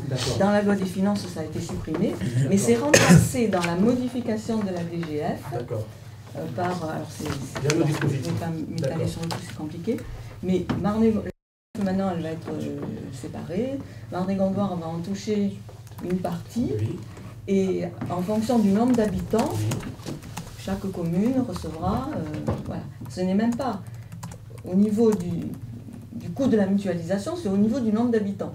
Non mais en fait, voilà, si vous voulez dire... Alors ça, pour l'instant, c'est mis en stand-by. C'est reporté cependant, je n'ai pas été... oui, parce que ça le document que j'ai là, je vous l'ai dit, c'est un document qui date de 2011. Donc évidemment, il y a eu des lois qui sont intervenues. Ah oui, la nouvelle loi, la loi NOTRe, la MARTAM, etc. Bon, peut-être les dispositifs... Et il y a la loi des finances qui vient... Voilà, exactement. Enfin, cependant, je voudrais quand même que, en tant que première vice-présidente aux finances, à Marne-et-Gondoire, voilà, donc pour enrichir en fait le débat, la discussion à Marne-et-Gondoire sur le thème donc, de la mutualisation, je pense qu'il ne faut pas nécessairement limiter cette discussion sur les aspects matériels. La mutualisation, a priori, il y a également une dimension financière, mutualisation fiscale, mutualisation de la DGF. Donc moi, je n'ai pas tous les éléments, mais a priori, c'est quelque chose qui existe et qui s'est déjà apparemment expérimenté, peut-être pas à grande échelle, mais ça s'est expérimenté. Donc je dirais, moi ce que je dis, c'est peut-être pas fermer la porte et peut-être regarder ce que ça recouvre éventuellement, la mutualisation fiscale, la mutualisation DGF. Parce que là, si vous voulez, dans les objectifs de la mutualisation, dans le document de principe, enfin, de cadrage, on parle de solidarité. On parle de, voilà, alors, donc, solidarité, moi, Monsieur Pandou, excusez-moi, mais ça, c'est un PowerPoint qui est là pour présenter les grandes lignes à tout le monde. Qu'est-ce que la mutualisation vu par la loi? Mais après, il y a un rapport qui va être fait, tout un détail. Et Marne-et-Gondoire mutualisera en fonction de ses finances. Vous parliez d'un coût. Elle ne va pas, non plus. Vous avez quelques pages plus loin, 2-3 pages plus loin, un état des lieux de la mutualisation verticale qui se pratique actuellement à travers les différents services, les DUMIS, les tables scolaires, l'encadrement de la danse, qui est évalué à l'heure actuelle, alors qu'il n'y a pas encore de mutualisation telle que la loi le veut qu'on la définisse, qu'elle soit définie, qui s'élève à 586 810 €, qui représente 8% de la masse salariale 2015. Voilà, on a déjà une idée du coût actuel des services, des échanges de services, de cette mutualisation qui existe. Enfin, certaines ont fait l'objet de transferts de charges. Et les mutualisations horizontales, voilà. Ça, c'est la mutualisation verticale, celle-là. Oui. Non, enfin, cependant, je vous invite quand même à réfléchir également sur les aspects financiers de la les aspects mutualisation fiscale et DGF. On fait que ça, vous inquiétez pas. Quels que soient les projets, quel que soit le niveau où on les décide, que ce soit là, au niveau de la commune, au niveau des communes, au niveau de la agglomération,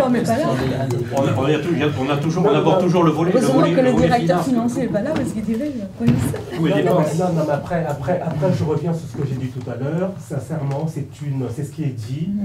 C'est qu'on observe que la création ou le renforcement de l'intercommunalité ne se traduit pas nécessairement par une baisse, par une baisse de charge quand on a une vision globale. C'est-à-dire que ce qui se passe, on observe simplement qu'il y a une addition des charges. C'est-à-dire que quand on crée l'objectif, quand on a inventé la notion d'intercommunalité, c'est les lois Chevènement, je crois que c'était, voilà, c'était avec pour objectif de faire baisser le coût de la dépense locale, d'accord? Donc théoriquement, c'était un transfert des compétences, donc de l'autre côté, les charges des communes baissent. Or, ce qu'on observe, c'est qu'il y a une inflation des charges au niveau de la structure intercommunale, mais également une inflation des charges au niveau des communes. Voilà, et je trouve que, et là, il y a un problème. Il y a un problème. Voilà, parce qu'en fait, je pense que la mutualisation, quand elle sera abordée de manière, je dirais, précise, devrait arriver à peut-être pas à l'augmenter davantage, mais à limiter Moi, ce que je voudrais, quand on va mettre en place, c'est-à-dire qu'il faut qu'on soit dans une démarche d'évaluation, ce qui fait que si on se retrouve en fin de mandat, par exemple, d'accord, en 2020, je voudrais qu'on dise, à Chanteloup-en-Brie, à Chanteloup, les dépenses de fonctionnement sont de temps. En 2020, En 2015, les dépenses étaient de temps, mais je voudrais voir, moi, une baisse des dépenses. Mais ça dépend ce qu'on aura mutualisé. Oui, c'est vrai. Ça dépend ce qu'on aura mutualisé. Mais il y a une rotation sur certaines choses. Oui, non, mais on peut faire un ratio. Non, mais on peut faire un ratio. Si par ratio, il y a une baisse. Voilà. Mais évidemment, peut-être en volume, il n'y aura pas de baisse, parce qu'évidemment, la population augmente. Mais les charges. Il faudra distinguer. Il faut faire des ratios. Il faut faire des ratios pour comparer. Non, mais en plus, ça permet aussi d'offrir aux populations des choses qu'une commune ne peut pas. Et là, il n'y a pas d'échelle d'économie, puisque la commune ne l'a pas. Hein? Par exemple, je ne sais pas, moi, la musique, par exemple, on n'aurait pas pu la développer. C'est le projet c'est ce qui est marqué dans le projet d'égalité pour l'accession aux services publics. Ben oui. C'est l'un des points. C'est pour ça que vous ne voyez pas toujours d'économie, parce que c'est peut-être des choses en plus pour les populations, mais qu'on ne fait pas, qu'on ne pourrait pas faire. Non, mais le problème, ça c'est ce que vous dites. Et je trouve que c'est bien quand même. Non, mais écoutez, le problème qui se pose, c'est que les maires, moi je ne suis pas maire donc je peux le dire, les maires ont tendance toujours à invoquer le service à la population pour justifier l'inflation des dépenses locales. Voilà, c'est la réalité. C'est une réalité. On l'a vu tout à l'heure, justement, à travers la décision modificative qu'on a prise pour le budget, parce qu'avec l'augmentation, on a l'augmentation de charges de personnel. Pourquoi? Parce que la population augmente, le nombre d'enfants inscrits au centre de loisirs a augmenté. Donc si on veut respecter les normes des animateurs, voilà. Ou alors on ne fait pas de services publics, on fait des services publics. Va arriver un moment où la population stagnera, ça a un niveau. À ce moment-là, les charges vont connaître un frein. Il y aura peut-être d'autres dépenses ailleurs qui viendront. En fait, moi j'écoute le discours du pouvoir politique. Okay, le pouvoir politique, par exemple, en réduisant les dotations, okay, c'est en fait parce que on observe que les collectivités ont tendance justement à une tendance inflationniste. Donc, pour pouvoir les obliger justement, c'est le discours que j'entends. Mais il faut bien que ce soit de droite c'est la piscine de Monsieur Bambou. Et après, tu sais que moi je suis sur le terrain, évidemment. Moi je fais ça dans conseil municipal. Dans ces cas-là, il y a un moyen très simple. Si vous voulez qu'on fasse des économies, on ferme le centre de loisirs. Voilà. Vous allez voir les économies que nous allons faire. C'est extraordinaire. Ah, mais on peut le faire. Demain, on vote, on le ferme, c'est bon. Vous allez voir le service à l'objet. C'est pas le sujet. Je vais prendre un exemple, par exemple, pour la piscine. La piscine qui est une compétence dans les Gondois. Les enfants, les scolaires de chaque commune qui bénéficie de la piscine, les communes ne payent plus ce service. C'est Mar des Gondois qui le prend en charge. Donc de ce côté-là, on a une diminution des charges, quelque part. Bon, ça s'est pas vu dans le budget parce que c'est un petit chiffre. Sauf que, vous devez savoir ça quand même, quand il y a transfert de compétences, il y a transfert de charges. Donc certes, on ne paye plus la piscine, on l'a payée avant, elle s'est trouvée dans le transfert de charges et ma dotation a diminué. Parce que, économie certes, de services, mais le transfert du début de la TP, il diminue aussi chaque fois qu'on transfère des dépenses. Surtout qu'il n'est jamais revalorisé. Donc c'est pour ça que vous ne voyez pas d'économie en fait, parce que c'est comme ça. Là on pourra faire une économie parce que normalement si on a besoin de balayer les rues avec une balayeuse et un chauffeur, au lieu de l'acheter comme et l'ANI, ils ont ça. Non, l'ANI, je sais pas, dans l'horizon. Oui, tout à fait. Ça existait aussi pour le service de déneigement de sel. Ça existe aussi. Alors, quelle est la position alors, voilà, par rapport à ce schéma de mutualisation, ok? Alors, quelle est la technique qui va être le dispositif qui va être mis en place en 2017 par exemple? Est-ce que la mutualisation est prise en charge par la mutualisation verticale? Est-ce que la mutualisation... parce qu'actuellement dans ce document, on distingue la mutualisation horizontale. On ne va pas pouvoir vous répondre avant d'avoir fait le diagnostic et les études.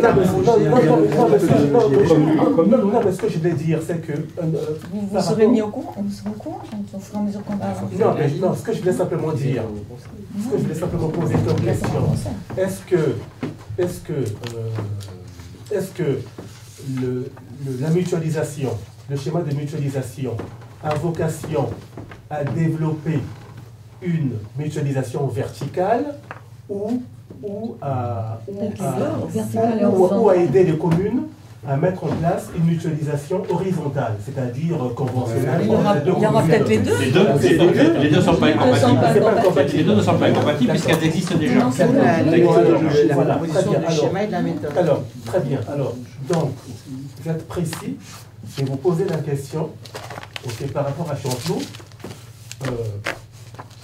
Dans quel domaine Chanteloup pourrait donc mutualiser au moins sur le plan horizontal?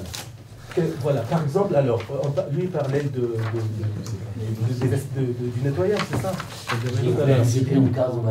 Non, mais c'est important. Mais il faut d'abord faire un diagnostic. Non, mais ce que je voulais dire, on ne peut pas le savoir aujourd'hui. Non, mais ce que je voulais dire, on ne peut pas vous le dire. Dans les achats, dans les groupements d'achat, par voilà, exemple, dans les achats de fourniture, ça peut se faire. Dans un service comme le dit Christian, nous, au moment, on a, nous, un marché avec une entreprise, elle fait un balayage qui fait une fois par mois. Après, pourquoi pas, ça existe déjà. Non, mais il faudra établir le diagnostic. Le diagnostic se fera à partir de ce qui va sortir de chacune des communes. Je veux vous l'entendre dire, je veux que vous me disiez que nous, on a un besoin. Parce que là, si vous voulez, il y a une commission. J'ai bien compris qu'il y a une commission. Il va y avoir un président qui va gérer cette commission. Oui, mais nous, commune de Chanteloup, faisant partie donc de cette commission, d'accord? Quel type de propositions pourrions-nous faire pour alimenter, pour nourrir la discussion organisée par M. Robaille? C'est ça la question que je vous pose. On ne peut pas le dire maintenant.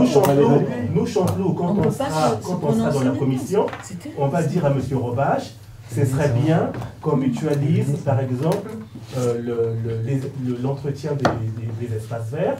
Parce que ça coûte l'entretien du terrain de football, parce qu'il y a une prestation différente. C'est ça, c'est ça. Et bien, au lieu de payer un contrat, on va négocier. Mais il faut faire un diagnostic. Monsieur Robache va faire un diagnostic. Oui, non, mais j'ai bien compris. Mais moi, ce que je souhaiterais, que nous, on soit... Il n'y a pas que des marges. Ce que je souhaiterais, c'est que nous, on soit... On a un immense ça marche pas comme ça. C'est pas un catalogue. Je voudrais... On va pas faire un catalogue. Non, mais je veux dire que nous, on participe. Moi, si je participe à la... Supposons que je participe à la commission. D'accord? Moi, je vais préparer, ce que je vais dire. Je vais faire mes propositions. Voilà. Quelles sont les propositions de Chanteloup dans le cadre de la mutualisation? La question, elle est claire. Il va falloir... Mais aujourd'hui, exactement, on n'est pas dans cette... Non, mais ça veut dire que... Non, mais ce que je veux dire, c'est que... Nous, on est là pour... de Chanteloup, on va tous arriver avec des... c'est pas du jeu. On est sur une base, mais on n'est pas non plus, je veux dire, par rapport à ça, on va le réfléchir et il y a des choses, on l'a déjà réfléchi. On sait déjà qu'au niveau des espaces verts, on a du matériel qu'on a et on peut demander du matériel, des types tondeuses et autres, ratés qu'on n'a pas, éventuellement qu'on peut se faire prêter par commune. Il y a des choses qui sont en ligne. On parle des terrains tout à l'heure, c'est pas innocent. Il y a des, c'est un ensemble de choses. On l'évalue encore. Par rapport aux besoins du centre, vous êtes adjoint. Vous avez... Moi, je vous ai dit qu'on a besoin. Mais rien n'empêche après demain, si une ville voisine nous demande du matériel, c'est pas... Moi, je peux donner un exemple précis. Un exemple précis qui pourrait rentrer dans la mutualisation, c'est, je pense, les salages hivernaux. Exactement. C'est ce que je vais vous entendre dire. Non, mais je prends un exemple. Je n'ai pas dit qu'on le mettrait sur la table, mais je donne un exemple. Pourquoi? Ça se fait déjà là, on pourrait trouver les sources d'économie. Ça se fait à Marne-et-Gondoire. Monsieur Pambeau, s'il vous plaît, je vous réponds. Là, on peut trouver des sources d'économie, ce qui veut dire que si ce service il est fait sur tout le territoire de l'intercommunalité par un marché lancé au niveau de la communauté d'agglo, bon, nous, on va gagner... C'est pas, mais elle le fait, Marne-et-Gondoire, aujourd'hui. Oui, si on y rentre dedans. Mais nous, on n'est pas je donne un exemple. Si on le faisait, si on acceptait cela, on ferait des économies à partir du moment où on ne mettrait plus d'astreinte hivernale et toutes les charges d'astreinte que l'on paie sur les 3 ou 4 mois, ça diminuerait les charges. Mais de toute façon, il y aura quand même une participation au service. Il faut voir après si la balance, elle est intéressante pour la commune et pour l'agglomération. L'objectif, oui, parce que c'est un groupement de commandes en quelque sorte. Donc en théorie, après, il faut voir comment c'est fait. Après, il faut voir la qualité du service. Parce que pourquoi nous, à Chanteloup, on l'a gardé jusqu'à présent? La première raison, c'est parce qu'il faut que, pour que les bus, quand ils passent à 6 h du matin, les routes soient salées. On ne sait pas, il y a dans la mise en place d'un service intercommunal, il y a des priorités à faire. Comme on le sait très bien que le département a des priorités. Le département, il n'a pas souvent salé. Quand elle salait, c'était à 11 h du matin, mais c'était trop tard parce que nous, on l'avait fait le matin pour que les bus passent. Donc, là, c'est pareil. Donc, sur l'ensemble du territoire, il y a des priorités. Si par exemple, sur la commune de Chanteloup, on vient saler à 9 h du matin, ça n'a aucun intérêt. Ça n'a aucun intérêt parce que les bus ne passeront pas. On est d'accord qu'il y a un exemple. On est d'accord. C'est un exemple clair là-dessus. On est d'accord évidemment qu'il faut mutualiser, mais c'est vrai que ça pose des problèmes techniques, de calendrier. Pas n'importe comment. Il y a aussi du service rendu à la population. Moi, j'entends bien à un moment donné, au-delà de la mutualisation, il ne faut pas que ça soit au détriment qualitatif. Comment la qualité, évidemment. je sais que c'est pas simple. Non, c'est pas simple. Donc c'est pour ça il faut faire, je dirais, un diagnostic, j'allais dire un catalogue grâce à un diagnostic. À partir de ce diagnostic, on verra ce qui est faisable, comment c'est faisable, quel est l'intérêt pour l'ensemble des collectivités ou quel est l'inconvénient. Moi, ce que je souhaite, c'est que nous, en tant que membre de Marne-et-Gondoire, il faut qu'on fasse des propositions par rapport à nous déjà. Après, si c'est agréé par la commission, évidemment. Mais voilà, c'est-à-dire qu'il faut voir. Mais vous avez raison. Voilà, c'est évident, c'est ce qu'on va faire. Tout ça, on va le lister. C'est le but de la rencontre qu'on aura avec le Christian Robache le 8 décembre. Très bien, mais ce serait bien que nous, élus d'opposition, on ait la liste des propositions de la commune de Chanteloup. Vous l'aurez en son temps, on ne va pas dire que les choses soient ficelées. Non, mais vous travaillez, vous êtes la majorité, vous travaillez, je comprends très bien. Oui, bon, croyez-moi, on travaille. Croyez-nous. Non, mais nous travaillons. On laisse pas bien le temps. Je travaille.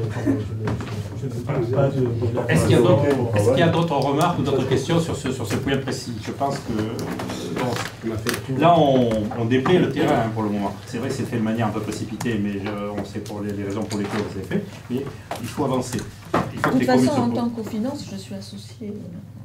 Alors justement, vous êtes... Monsieur le maire, vous avez un positionnement. Il n'y a pas de souci. Ça, évidemment. Vous disiez que l'Interco n'est pas que financier, puisque c'est surtout le service rendu à la population. Donc des fois, les coûts ne sont pas en adéquation avec... Voilà.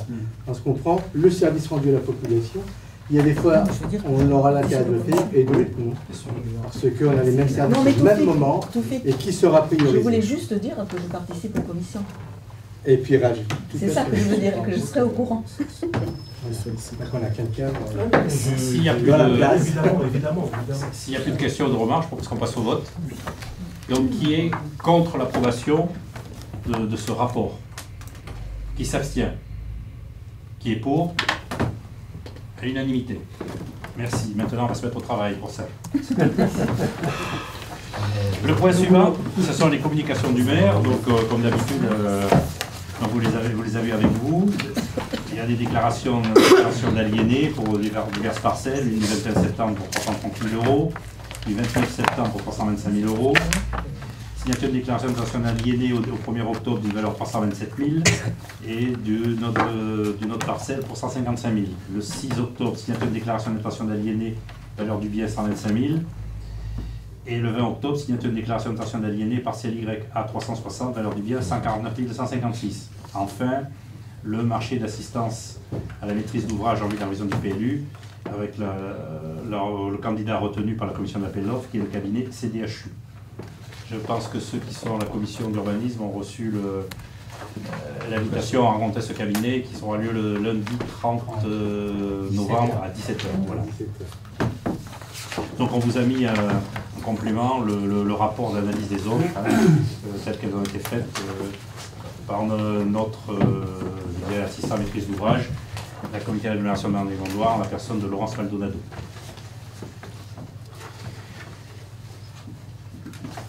Nous avons reçu une question orale, vous l'avez eue en même temps que moi, de Christian Jaillet.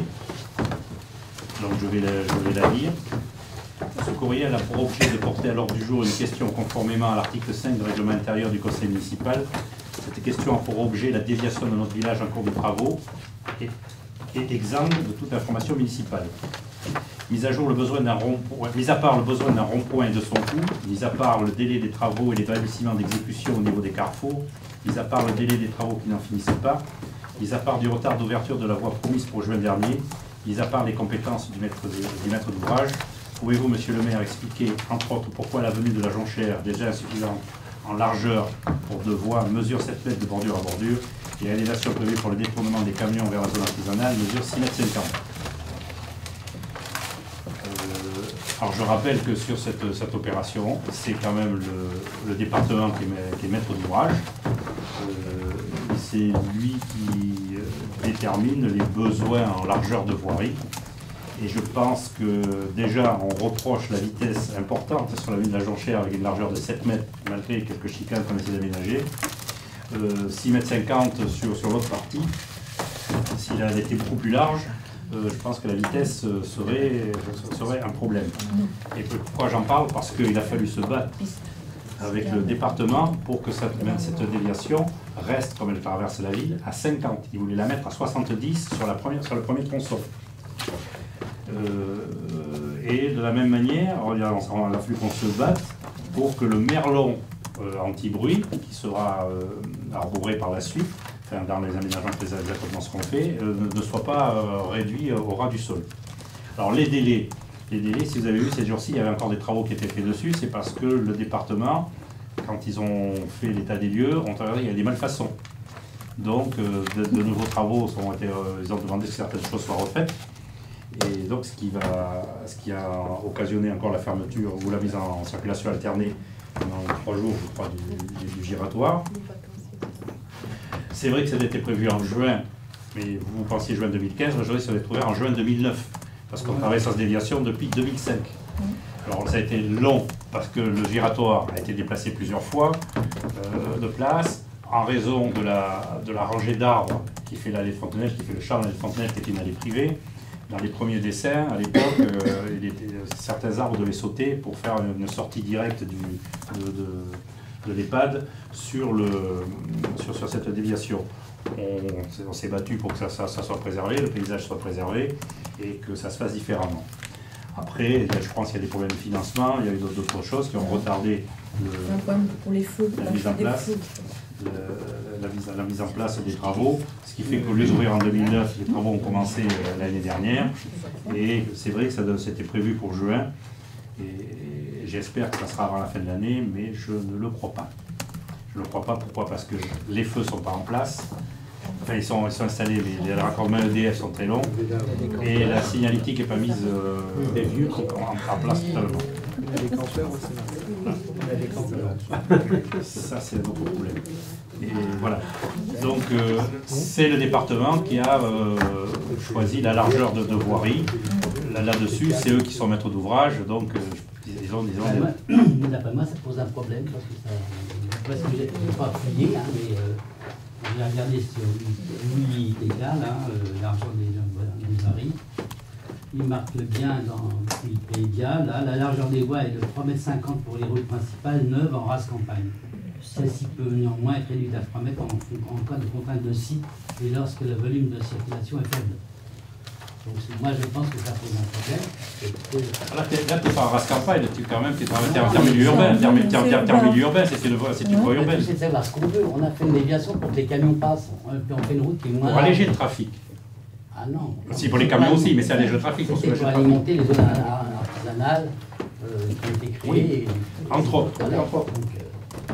Tu sais très bien que... Il y a un problème et j'aimerais bien qu'on pose la question au département pour savoir sur quelle base, si c'est bien 6,50 m, s'ils sont conformes, etc.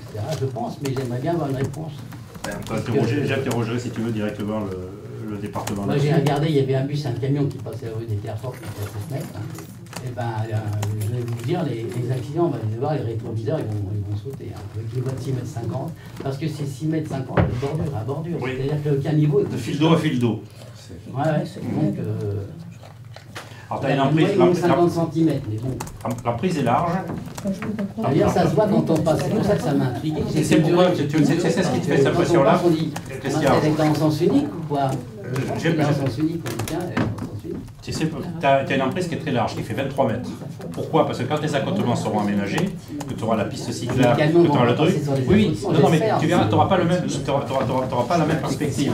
Là, tu as une perspective beaucoup plus large. Pour ça, souvent on se trompe. Donc en prenant les mesures, c'est les mesures. Hein. C'est 6,50 mètres, c'est 6,50 mètres. Et normalement, les autres, c'est 7 mètres. Attends, oui. Moi, je me souviens. Sur, dans toute la village Auchère, oui, 7 mètres, oui. Ah ouais? Oui, mais à l'époque, c'était rural. Et... Bah oui, enfin, bah, ils n'ont peut-être pas fini leurs travaux, hein. Peut-être qu'il manque 50 Non, cm. à l'époque, Faudrait leur poser la question. À l'époque, c'était la Parce que campagne. déjà, ils ont élargi au feu rouge parce que c'était pas assez large pour pouvoir tourner. Ah non, c'était pour les bus, pour la gération des bus. Ouais, mais ils ont fait tout. Et puis ils ont tout cassé pour faire. Oui, bien sûr. Oui, non, mais c'est vrai, tout à fait. Parce que quand on a fait les essais avec les bus, c'est parce que l'aménagement des carrefours avait été mal pensé. Bah oui, hein, c'est pour ça que j'ai posé la question des gens. À la fin, les compétences du maître d'ouvrage et des soucis, quoi, quand même, un petit peu, puisqu'ils ont franchement un carrefour, ils ne savent pas faire encore un carrefour. C'est dommage, quoi. Alors, Bon. à l'époque, attends, Christian aussi, il faut prendre tous les éléments aussi. À l'époque, la ligne 2, les lignes 2 n'existaient pas. La ligne 2 des bus. Les bus, ce qui existait, la 42 ou la CN22, ne sont jamais passés par là, au carrefour de feu où tu penses où ils auront fait les trucs. C'est après, quand on a eu la ligne 2, c'est là qu'on s'est dit, il faut voir si les bus passent maintenant. Et c'est là qu'on s'est rendu compte, c'est vrai que les carrefours, les dispositifs de carrefour n'étaient pas prévus, n'avaient pas été calculés à départ pour un bus, parce que la ligne 2 n'existait pas. La ligne 2, elle vient d'être créée là en 2015. Hein, et le dessin de la voirie, elle date de pas mal d'années. Je ne sais pas si toi qui as travaillé avec les PAMAR, Michel Aubel, ça te dit quelque chose. Mais on avait une vision de lui avait travaillé, c'est lui qui a travaillé sur le giratoire, le déplacement du giratoire, sur les déclarations d'utilité publique qu'il allait faire sur certains morceaux de parcelles pour pouvoir justement installer ce giratoire et tout. Sincèrement, giratoire, c'est... Je sais pas ce que tout le monde en pense, mais c'est pas...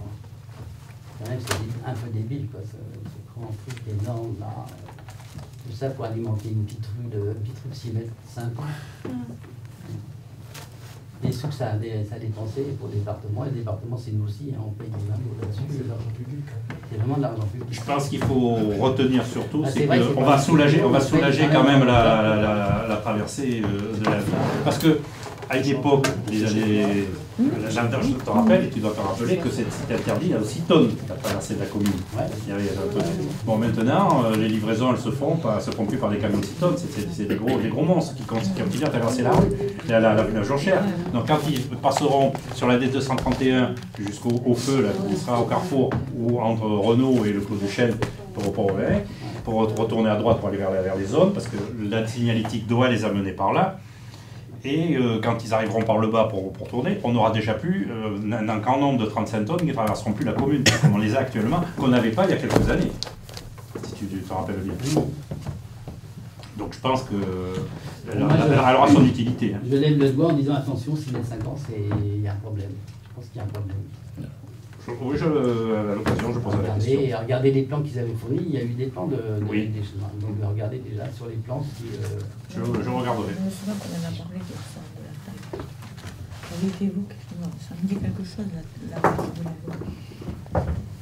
Parce que entre le moment, dans les années 2005, où on a commencé à travailler sur la déviation, et là, maintenant, le nombre d'équipes de la direction des routes qui ont changé, tout ça, qui ont modifié, je ne sais pas combien de fois le projet et tout, notamment, ce que je disais tout à l'heure, leur volonté de raser le merlon anti-bruit qu'on avait demandé à l'époque, qui avait été accepté à la fois par le département et par l'EPA qui est le maître d'œuvre, et puis le maintien de la vitesse à 50 km/h, ben les derniers techniciens de la DDT qui arrivait, la DDE encore à l'époque, ben, elle disait non. Sur une portion, ça sera 70 km/h. Dès qu'on va commencer à arriver à la zone d'activité au feu. Mais non, mais d'accord, mais il a fallu se battre pour les maintenir, les 50, crois-moi. Hein. Le nombre de réunions de travail qu'on a eu où je voyais ressortir à chaque fois, pas de merlon et pas de... Un jour, je me suis barré de la réunion, j'ai dit, bon, si on est comme ça, je reviens plus, ça sert à rien. Et heureusement que l'EPA était avec nous cette fois-ci, cette fois-là. Parce qu'on était tombé sur un technicien de la DDT qui était plutôt borné. Voilà. Mais je promets, je pose la question. Voilà. Bien. Ben, écoutez, je vous remercie de votre attention. Il est 10h40. Je déclare la séance du conseil municipal fermée.